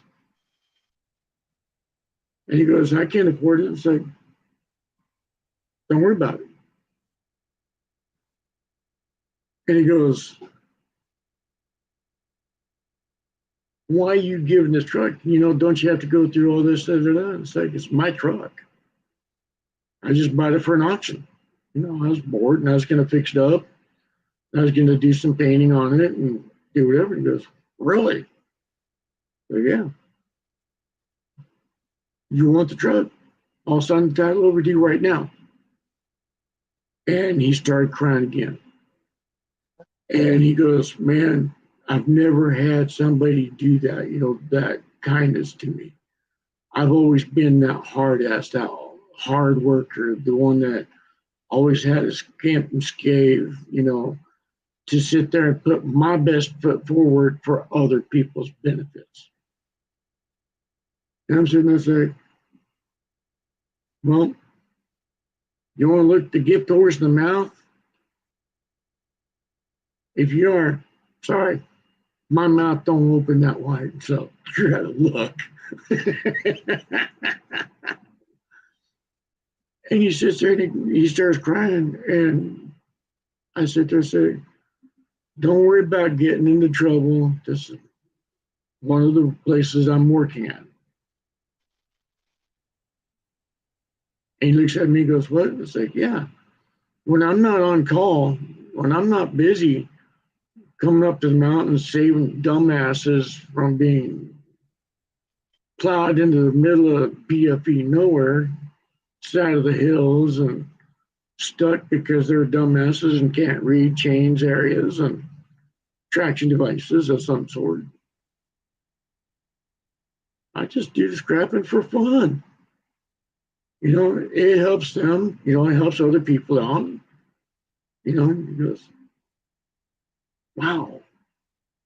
So he sat there, he got the truck, we follow him down the mountain, got fuel in it, stuff like that. And he sits there and again, he says, wow. And then a couple of years later, I'm back at it again. I'm back at it scrapping just more personal stuff, you know, personal cars, personal junk that I've already accumulated and stuff like that. So I run into him. And he's got one of those big trucks. And I'm looking at it and say, well, that's cool. You know, I'm looking at it and I'm sitting there next to it. It's like, holy shit. Then all of a sudden he comes up and he goes, hey, how you doing, man? It's like, good. Just kind of admiring the truck and goes, thank you. It's like, wait a minute. There's something I'm just not catching. He goes, that's my truck. It's like, no way. This thing's too good for you. You need a shoebox with little frickin' go-kart wheels. That's what you need. And I just start cracking up. You know, and I gave him a big old hug. And he sits there and he tells me, he goes, well, my son made it to the NBA, did 2 seasons, then he fucked himself. He disowned me because he made it to the big time.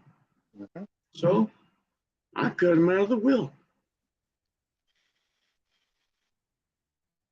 I will not have anything to do with him. And it's like, ooh, dude, really, you really want to do that, right? And he goes, so what are you done? So what are you done? He screwed himself. He got caught with a whole lot of drugs. And it was like, oh, think so? There you go. And he sat there and he goes, because of that one act of kindness. That's all it took. Yep. It was just that one act of kindness. And I'm sitting there saying, dude, are you serious? Are you? He goes, never look a gift horse in the mouth. I still have the truck that you gave me. If you want it back, you'll have to find it. It's kind of buried. But that beast still runs. Ish. Kinda. Needs a few more tires on it. A little bit of this, a little bit of paint job. And it's still usable. It's like, no, dude, I gave you the truck. That's good. It's cool. You know, it didn't bother me at all. You know, because like I said, I was just gonna fix it up. Probably end up selling it anyway. But the guy needed it more than I did. Yeah, because I already had my truck. I mean, that thing was a beast. My truck was a very powerful truck. It had a really nice 429 in it.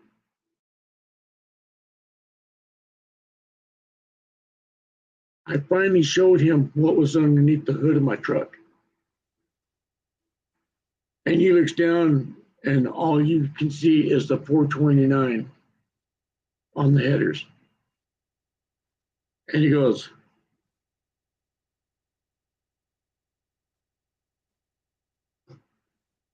"When did you put this in there?" It's like, about 6 years ago. He goes, 6 years ago? And I said, yeah, we've only known each other for 4. I know. See, you've never asked me what I had in my truck. That's how come I was able to pull your little piece of shit Chevy off the side. Hey now. Hey, friends don't let friends drive Chevy.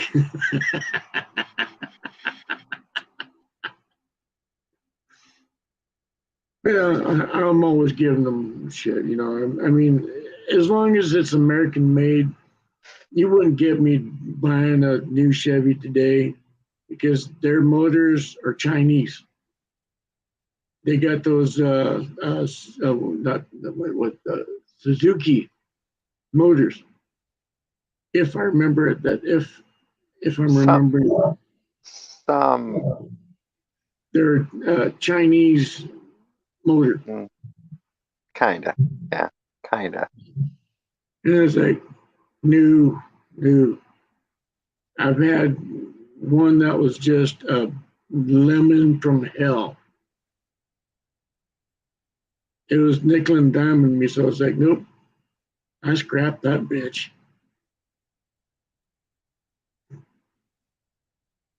But yeah, it's amazing, you know, like I said, you don't need money to make money. Nope. Forging, for instance, doing blacksmith work, no money involved in it whatsoever. You can go around finding all the scraps to make it. It's fairly easy. You still got to have the equipment, tools, and knowledge. Well, yeah, but still, I mean, you can find them secondhand. You know, you go to pawn shops and you can get the hammers. You know, like I said, you don't need a big amount of money. And Yep. I love forging. I love doing that blacksmithing. I love creating. If I had the spot right now, I would be doing that because Yep. that's one of my passions. That's creating. That's building something. And again, it'll be filling a need. You know, because there's a lot of people that look for that stuff, but don't know where to go. And I've seen people on ScrewTube that sell their stuff for a couple of grand.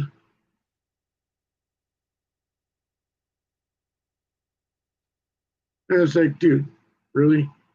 How many do you sell? 1, 2, every 6 months? Maybe. Yeah.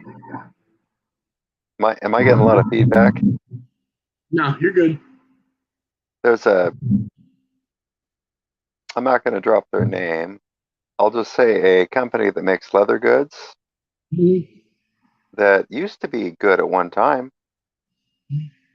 And they got kind of, let's just say their head got kind of big. And nowadays they don't care if they make 1 item, 2 items, or 1 item a day or a week or whatever, because they're used to big money. Oh yeah. And that's when it gets sad when it comes to the little guys. Oh yeah, yeah. And see, that's one thing that just gets me. Because that one little guy used to be #1 in the world. Yep.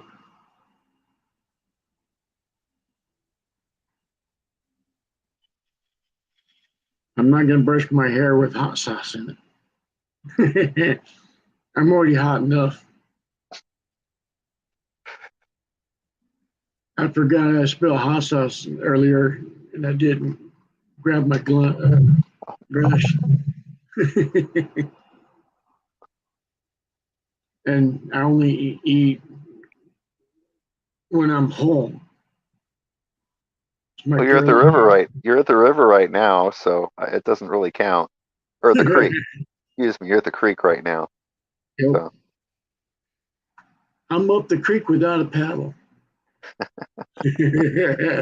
As long as I don't hear banjos, man, I'll be cool. You know.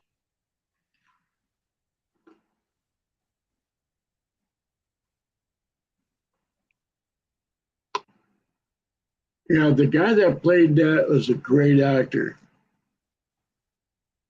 If I remember, he was blind. I don't remember. Yeah, I can never figure anything out about that guy. Never could. Because if I remember correctly, the story that was told was that he was a blind actor. I could never find any information out on that guy. He's kind of a mystery to me. Yep. I mean, I might be wrong. There might be something out there now, considering we got computers. But Yeah. Well, if I remember correctly, Burt Reynolds did an interview with him, or they were asked about that, when they were talking about the movie Deliverance and stuff like that. And I think Ned Beatty, I think he was in on it. It's been forever since I've seen it, but it's still a good movie. Yeah. Sort of. It's definitely one of them twisted movies that's just. It's got a good point to it, though. Mm-hmm. Yeah. Never sleep on your stomach.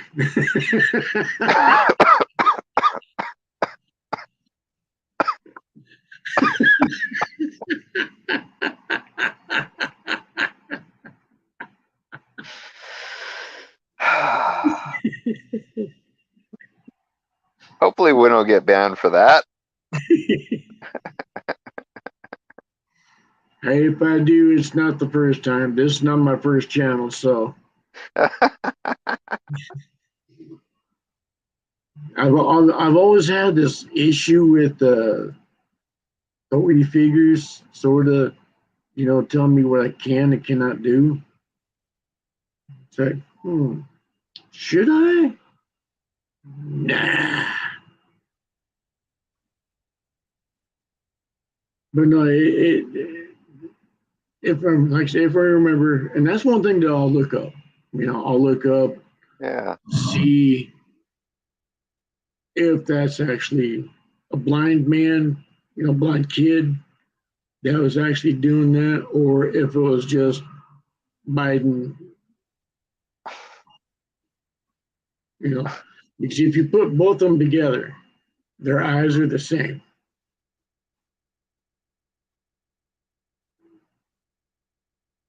Well, Go ahead and look it up. You'll see their eyes are, if not the same, they're extremely close.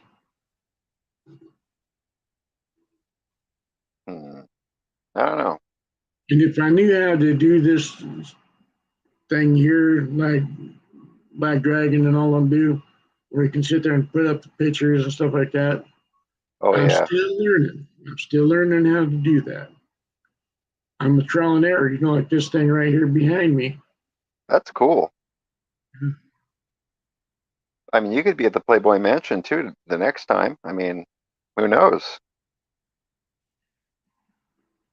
There's all kinds of backgrounds you could choose from, I guess. I don't know.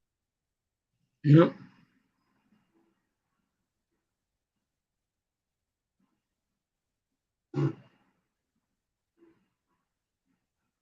That's beyond my technology. Yeah. Oh wow! Now you're at the lake. Nope. River. River. Okay. Yep. This is 3 miles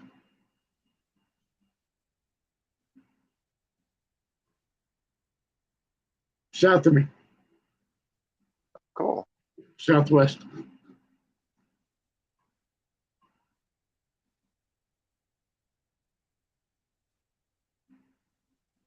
Another brick in the wall.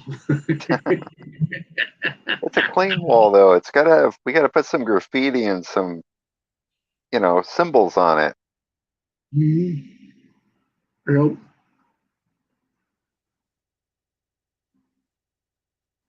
Well, here you go. Damn. I'm in Elton John. I'm in Elton John's room right here.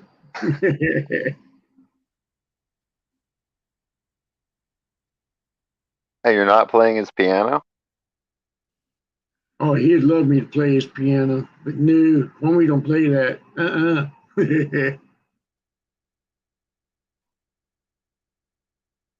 A friend of mine's mother actually had dinner with him.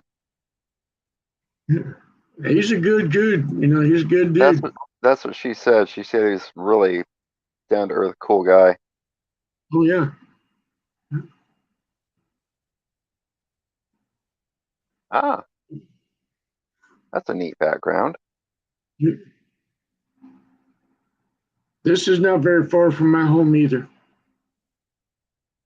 That's cool. This is about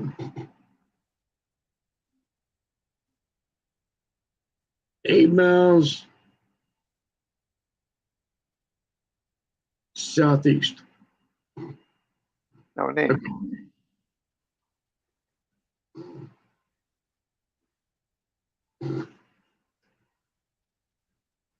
Yeah, I got this little wild hair up my butt, and I had green um, tablecloth.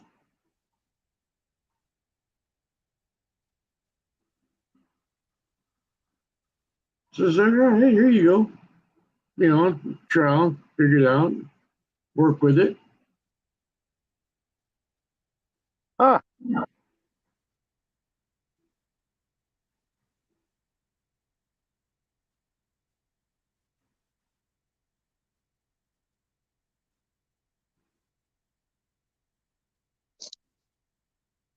All right, let's see here real quick.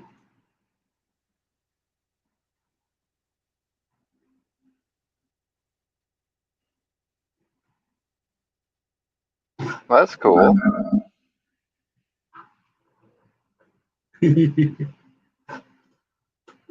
See your background. If you've got a green screen, you can put any kind of background that you want on it, Huh. which is really cool. Like I said, I'm finding this out. I'm trial and error. I'm figuring it out. Uh, I'm always one of those problem solvers, if you will.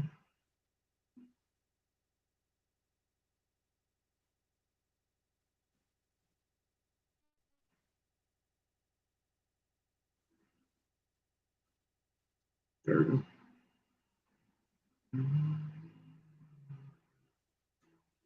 All right, let's see something really cool here.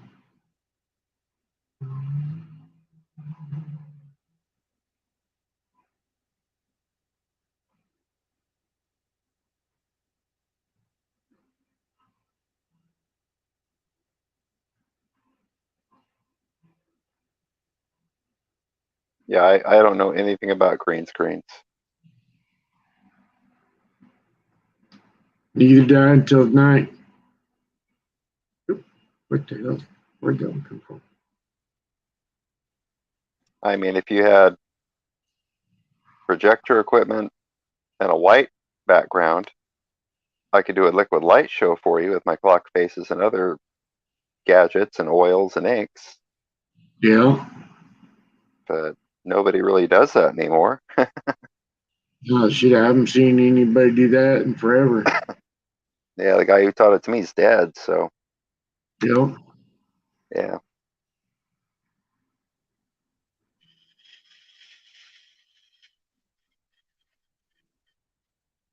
least I think he is. Pretty sure. Don't know. Yep. There is a way to make this animated, if you add animation and stuff like that to it, but I'm still, like I said, I'm still learning it. I think you're doing great. I've always, like I said, I've always been one of these problem solvers.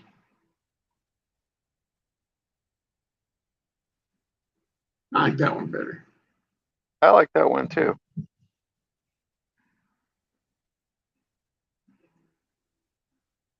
And this hill is about 4 miles south of Kurt Russell and Goldie Hawn's house. Maybe 5.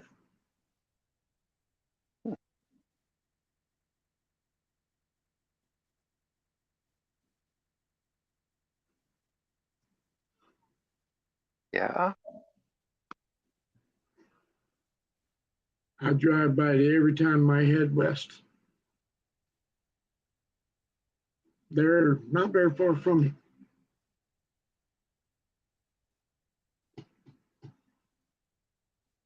In fact,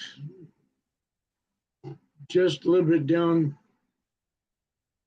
the river is one of their great swimming holes.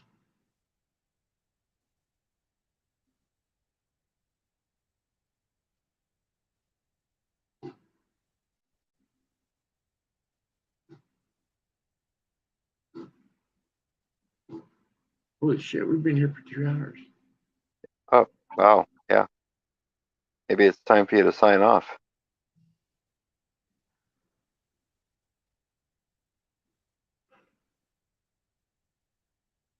You know, I'm neglecting everybody. You know, I got to do one thing. Tonight's show is sponsored by this cap. This cap is very important. It is a lifesaver. Everybody's got to get one. So if you send me an SSW 99.99, we will send you one of these caps.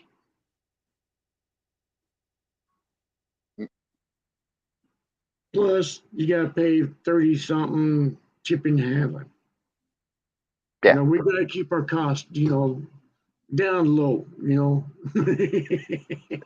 Preferably cash or money order.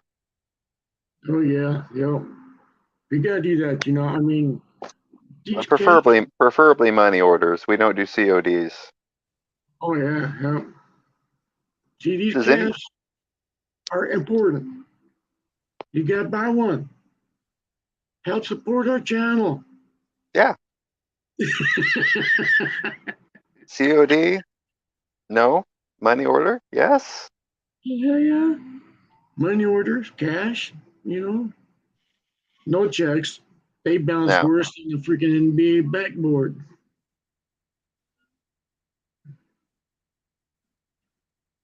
But, you got to support the channel. We hungry.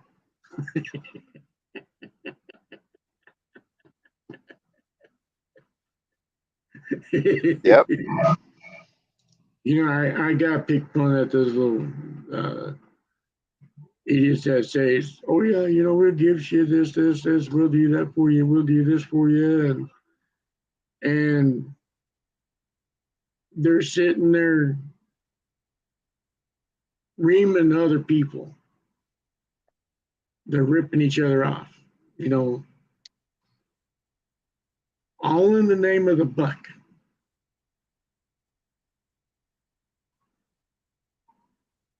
And now, don't get me wrong, making money is a good thing, but there's a way to do it to where it benefits not only you and your wallet, but it benefits the person that's buying your shit. Mhm. You know, and that's one thing that I'm going to do. I'm going to do a video on how to start it, how to start a business, how to sit there and keep yourself level headed even as you grow. Yeah. Because without the little people, without your customers, you have not got a pocket to piss in or window to throw it out of. Nope. Because when your ego starts getting the better of you, you're done. Mhm. One reason why I always tell people, I was like, don't let your ego write a check your ass can't cash. Because your ego is what will kill you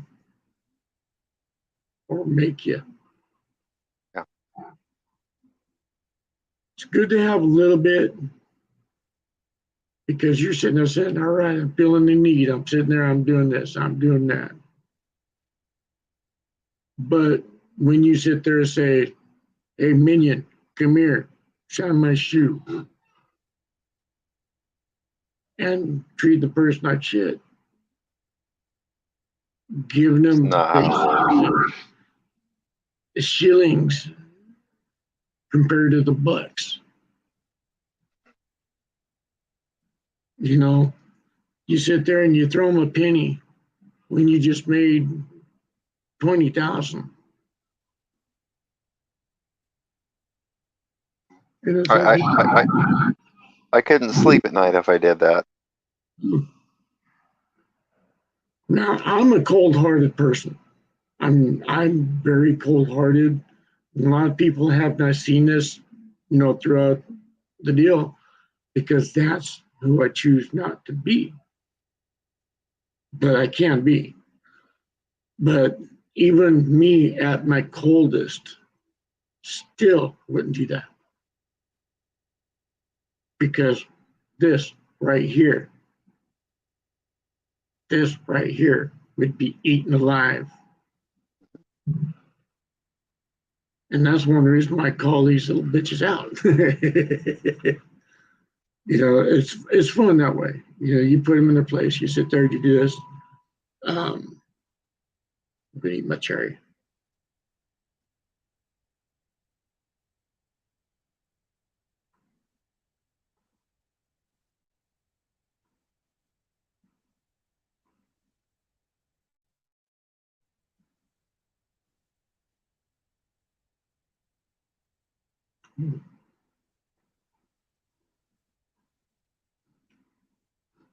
A little tart.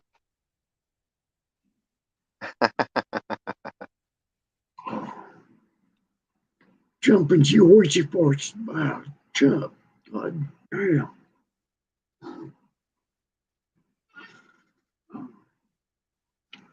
Now, this bottle is in protective witness protection or witness protection program.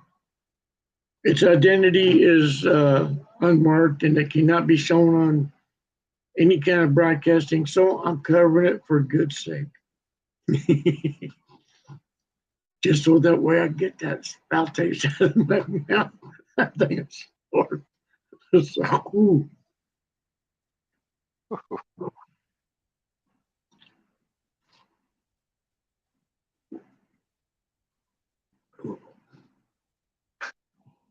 Have you ever gotten one of those cherries or even a plum that is so tart you've got to go brush your tongue with salt?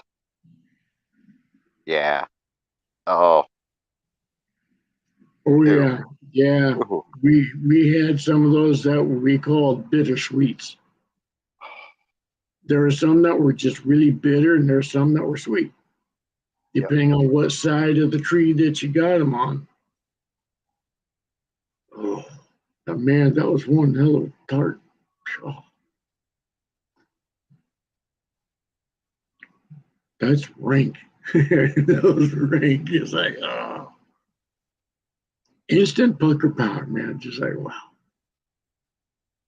Kind of melts the earwax too. Mm-hmm.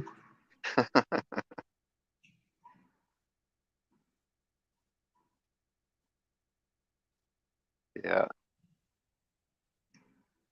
Yeah.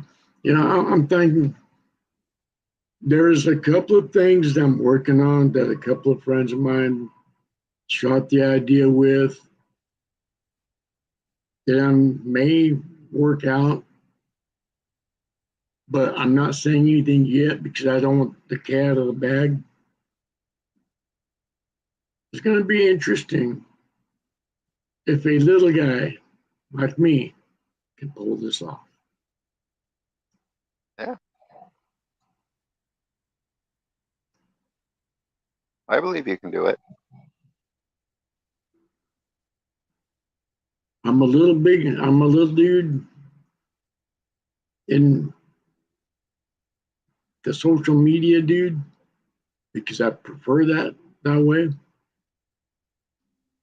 I'm a nobody. I have no past. I have nothing. But yet, I've been out there. I don't live in the past. The past cannot haunt me because I'm here right now. I'm not guaranteed tomorrow. I live for today.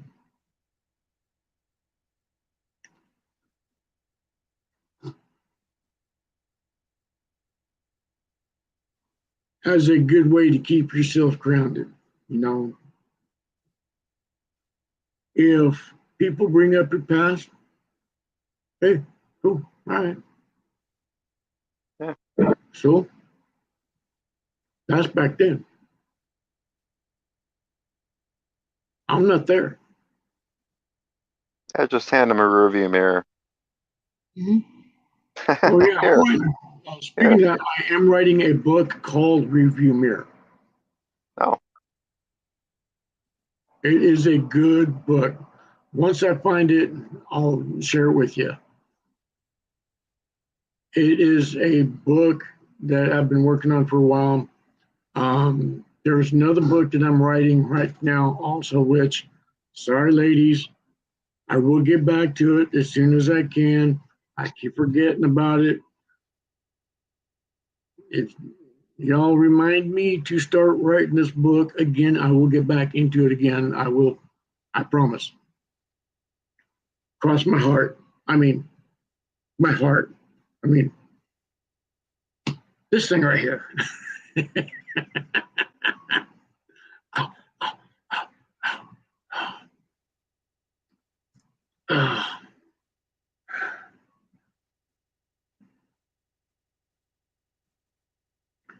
That hurt.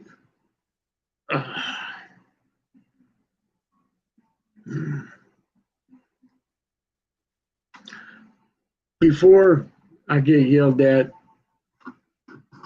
by a certain lady,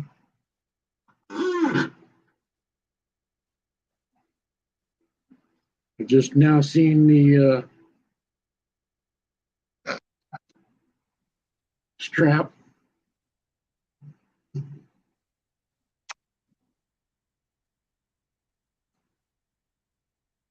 I'm supposed to wear this a lot.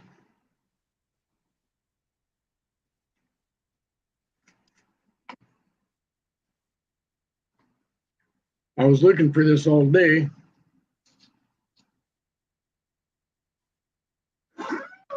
Caregiver kind of moved it. But at least this one moved it to where I can see it, ish.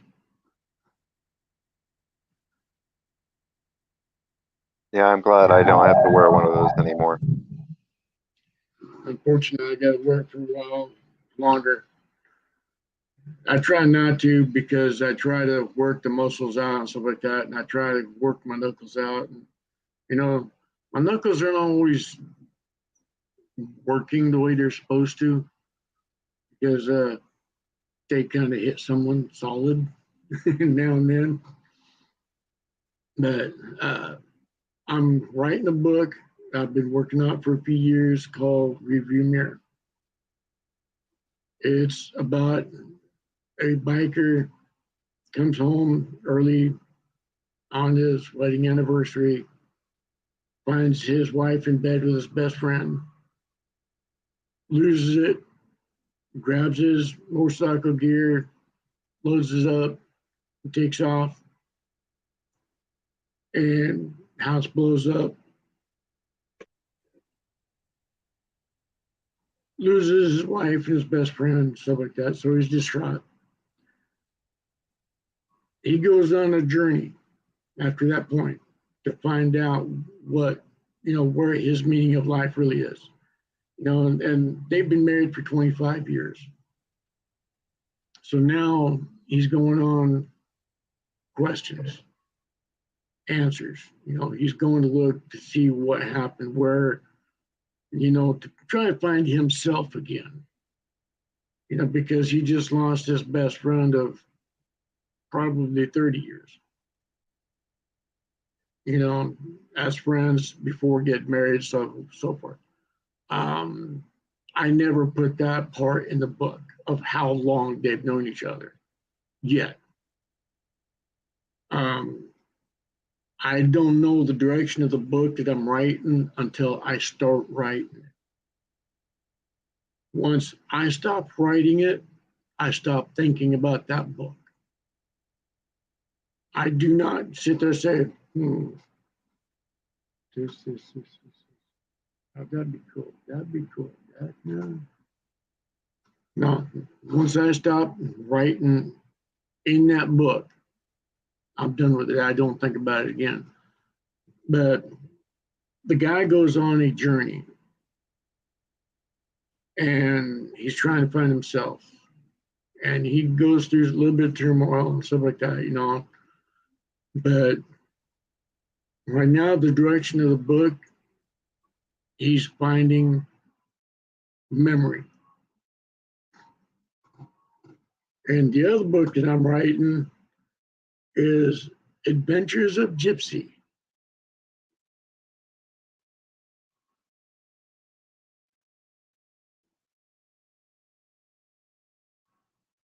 It is another good book.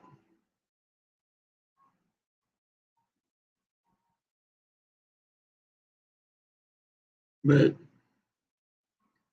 eventually I will get back into them again. And I'll write them. Like I said, ladies, I promise I will get back into writing your book because I want to see how this goes. And I promise you, ladies, that I was going to write it for y'all.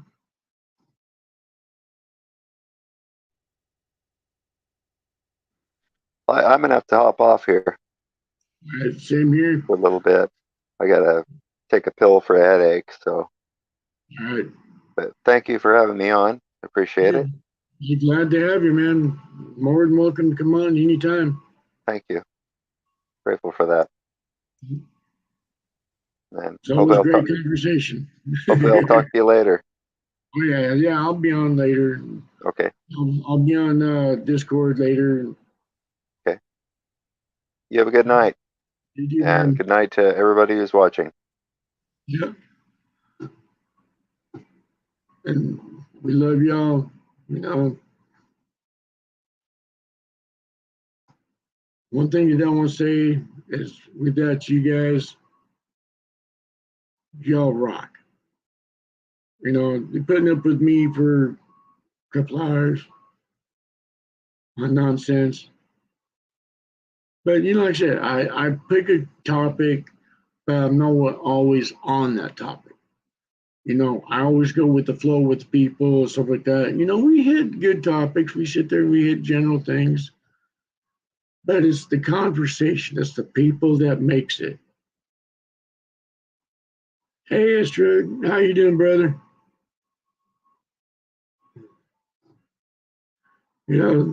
Without y'all, like I said, it's nothing. You know, I'm proud to have y'all here. Y'all want to ever jump on the uh, deal? Let me know. I'll be there to hook you up. We can have a conversation, whatever subject's on your mind, bring it up. You know, if they's gonna ban me from YouTube, they would have done it a long time ago. Because I'm not really one of those PG people. You know, I'm not one of those politically correct.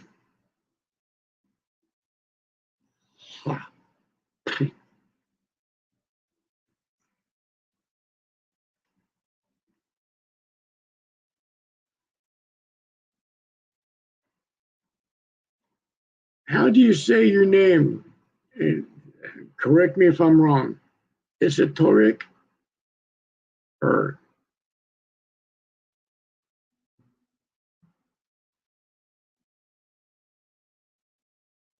is it like the long E or the E?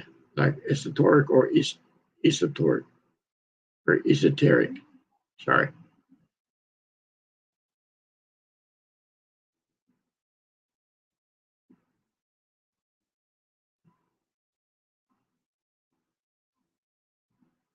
That's definitely a cool name.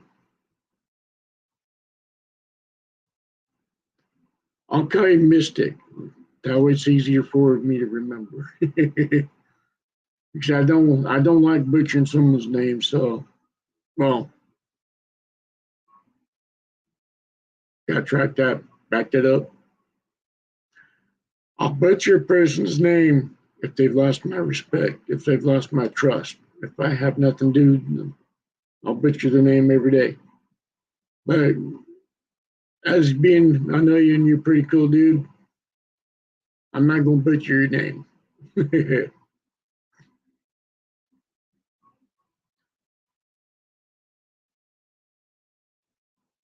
But yeah, without y'all coming onto our page, you know, this is not my page. This is not my page. It has my name on it. But by no means is this my page. This is all y'all's too. Y'all have voice in it. Y'all have input in it. This is your channel as well. So you want to come up here, hit me up. If I've got a topic up there and I'm already discussed it, you know, hit on some of it, make my point clear. You have a topic that you want to bring up, bring it. We will discuss it. We will sit there and do what it can. And we'll have fun with it. You know, no matter if my channel grows to where I got thousands of people, I'm still going to be here and I'm going to thank you guys every day that I'm here.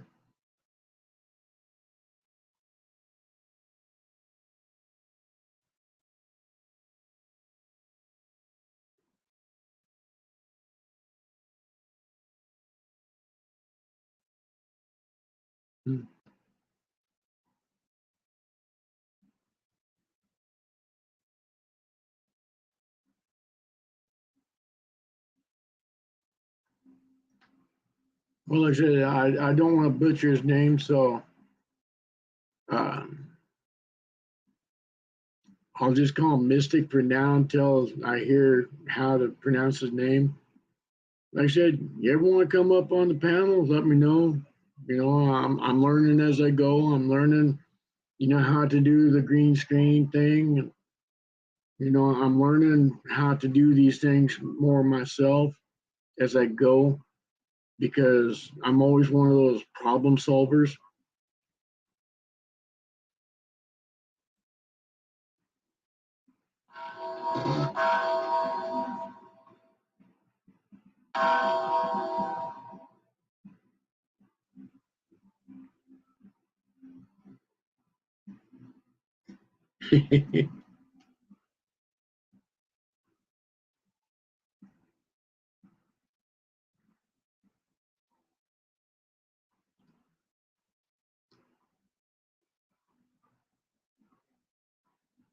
my first being called a sophisticated Southern asshole. Yes, I'm rising up to the world.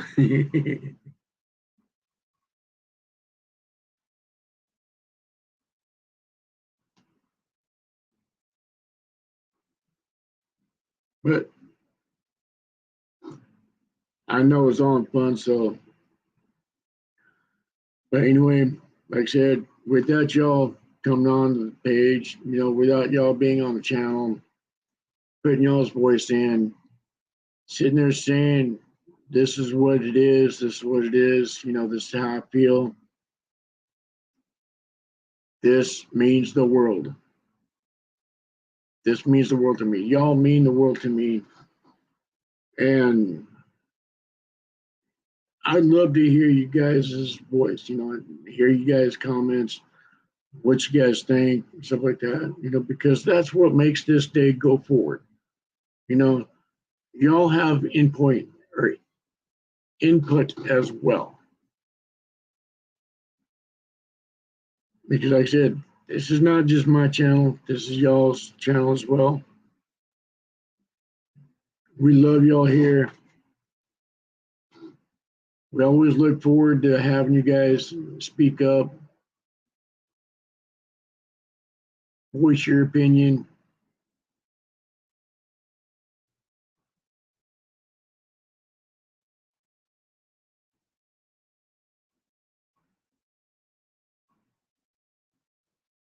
I'm stealing a good friend of mine's deal for a moment because something that I've always believed in, that little word right there,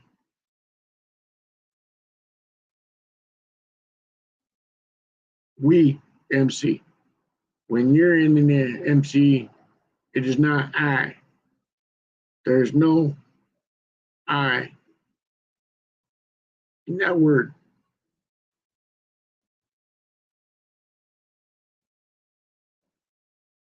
Is we.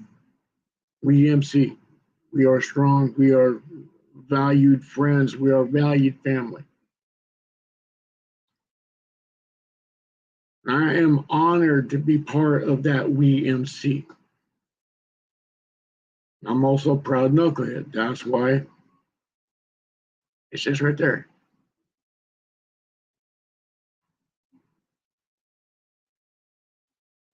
I'm a proud knucklehead. I do knuckleheaded things. I think as a knucklehead. Sometimes I'm a Neanderthal when I think. Hell, I'd be so lucky if I could ever get being a Neanderthal. Am I thinking? But like I said, it is a we thing.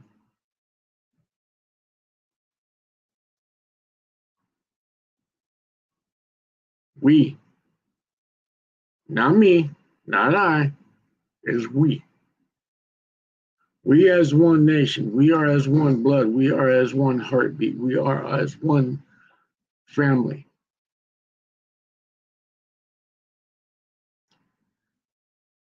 I still believe old school values. I will not falter from them. No matter how hard people try me to get away from it. I stand my grounds on the old school values when it comes to the motorcycle clubs, my values as a family. Blood don't make you family. That just means you're related. Loyalty, trust, that makes you family.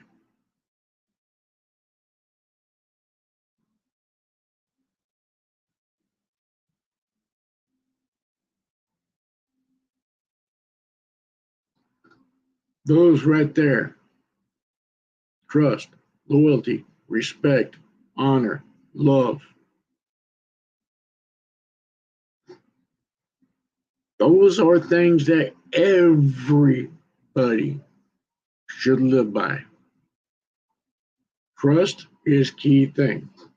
The reason why I always say trust first,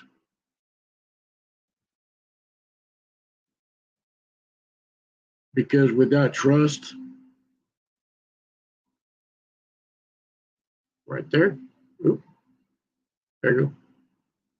Eventually I'll get my motors running right, but the reason why I put trust first is because if you don't trust a person, if there is no trust in a relationship, if there is no trust with anything that you're doing, whether your boss you can't trust, whether it be your mechanic that you don't trust, whether it be your plumber, your electrician,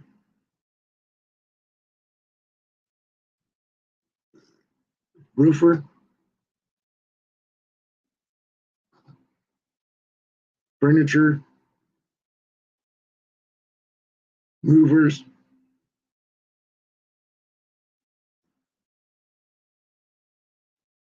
husband, wife, what have you.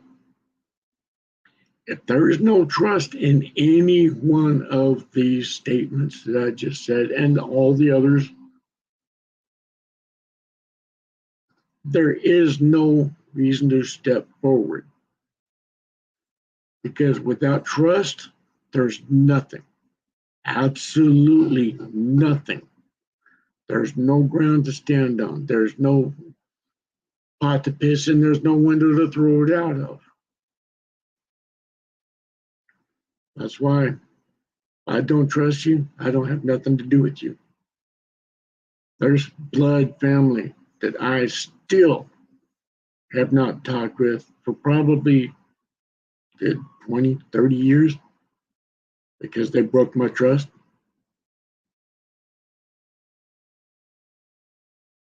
If they earned it back, yeah, I trust them to a point because they broken my trust once before.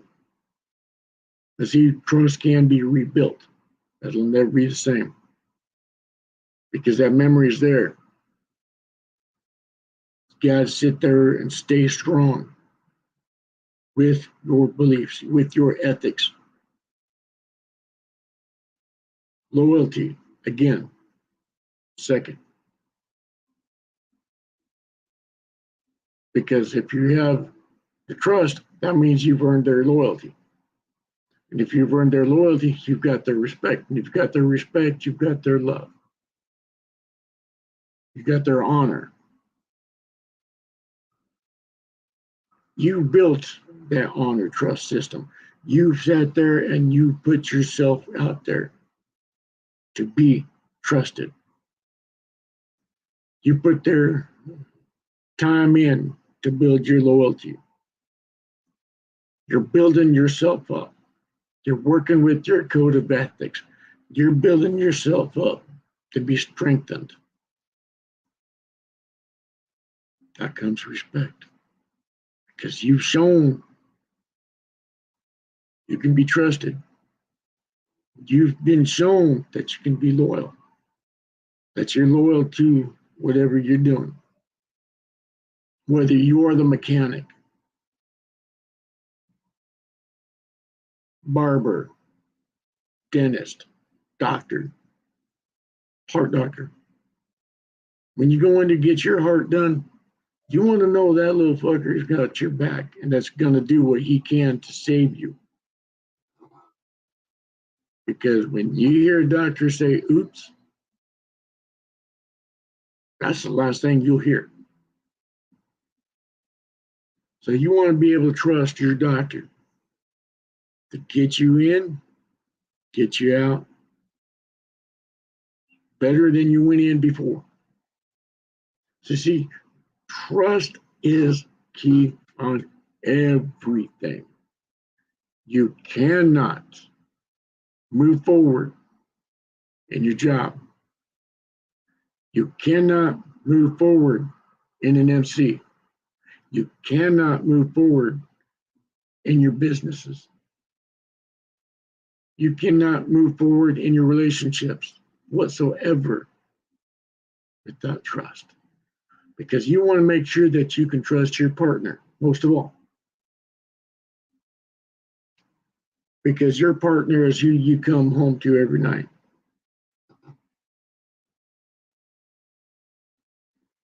You got to trust that partner to sit there and take your care, to take your heart, to take your love that you've got for each other, and keep it sacred.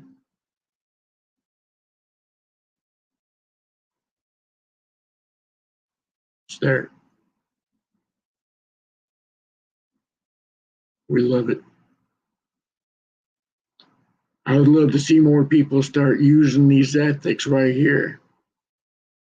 It's like I said in the beginning of the show, there's backstabbers that will throw you under the bus. That's called you friend. That's called you brother. That's called you family for a long while. But they will throw you under the bus in a heartbeat. Because they don't have any of these right here.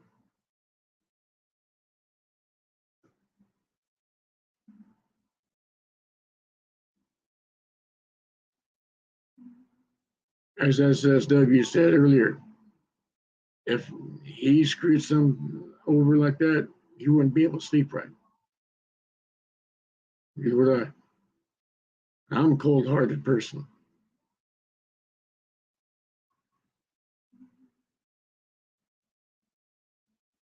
But there's things that I wouldn't do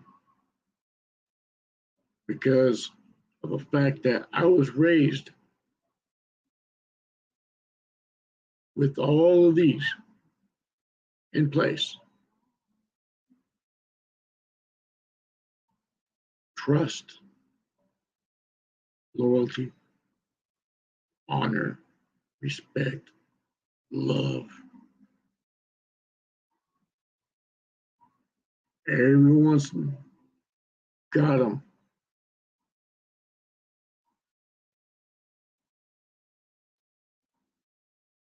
Everybody has that choice.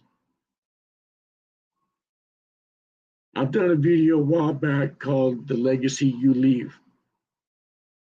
I'll do it again because there's some things that I wanted to touch on again, but I want to do a little bit better. But the legacy we behind is the one that everybody will remember for years to come. When they mention your name,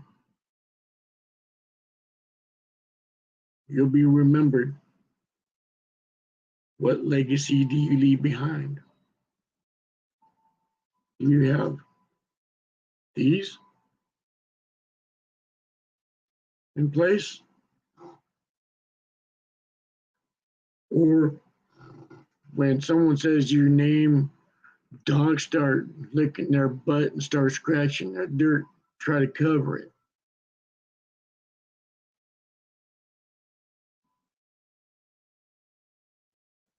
The legacy you leave behind right now. If you are doing wrong to people and you know when you're doing something wrong, you're going to leave that legacy behind. Everybody's going to know that that's you. That's your legacy that you left behind.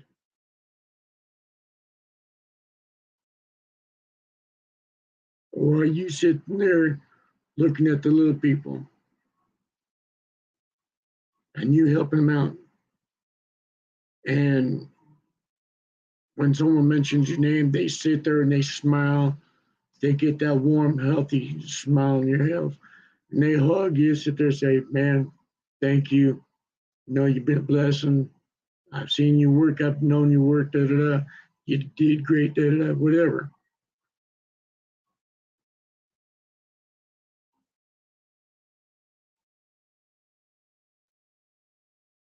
One of two legacies. Again, what wolf are you feeding?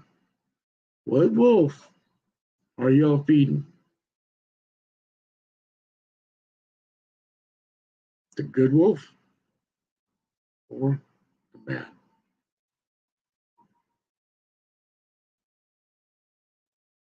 We have a choice. Which one survives? Got the good one that you feed, or it's the bad one that you feed. Only one will survive because that's the one that you feed. But anyway, love y'all. I'm out of here. It's been a long night. I got things that I got to take care of, and I got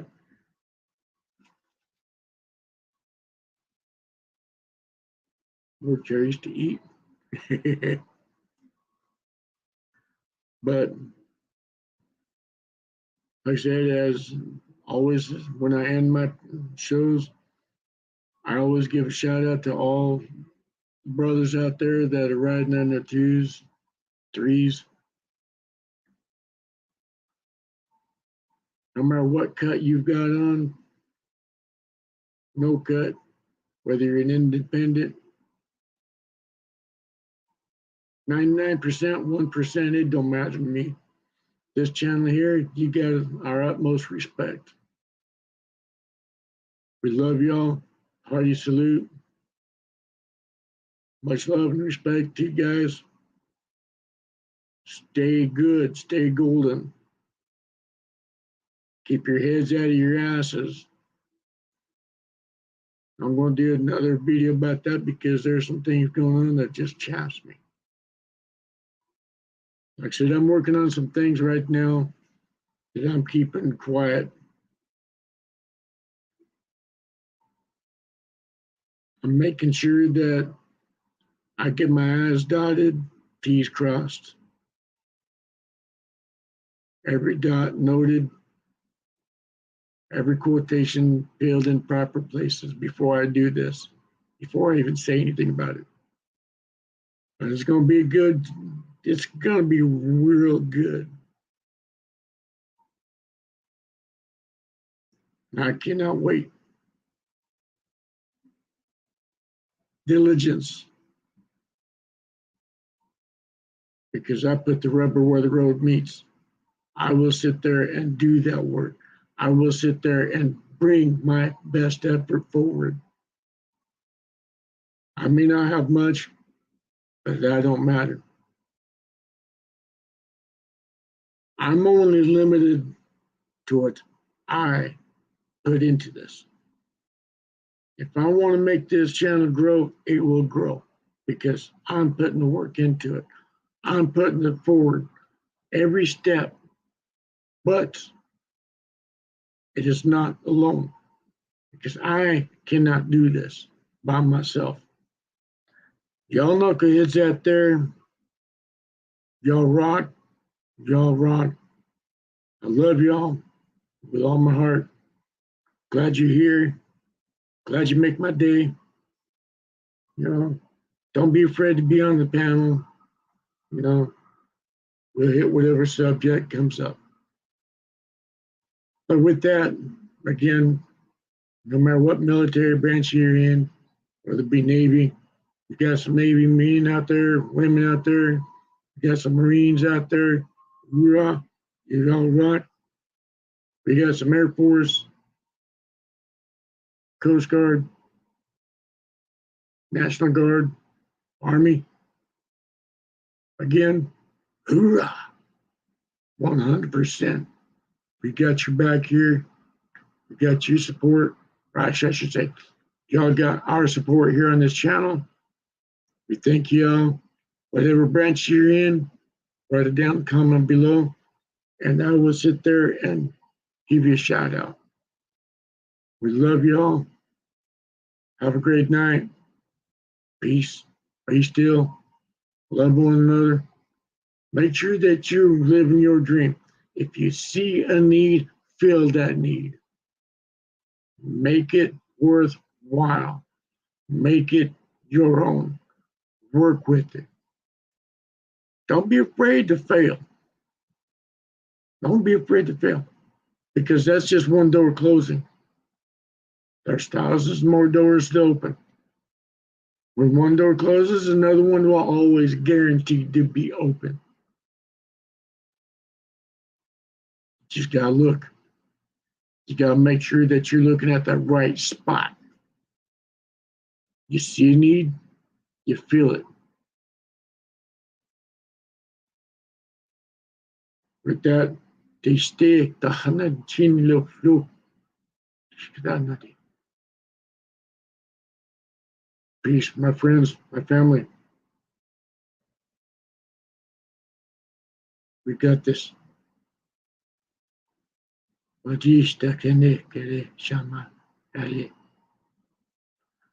Until the sun rises on us. Peace. Sleep well. Make sure that you're all having fun, living the dream.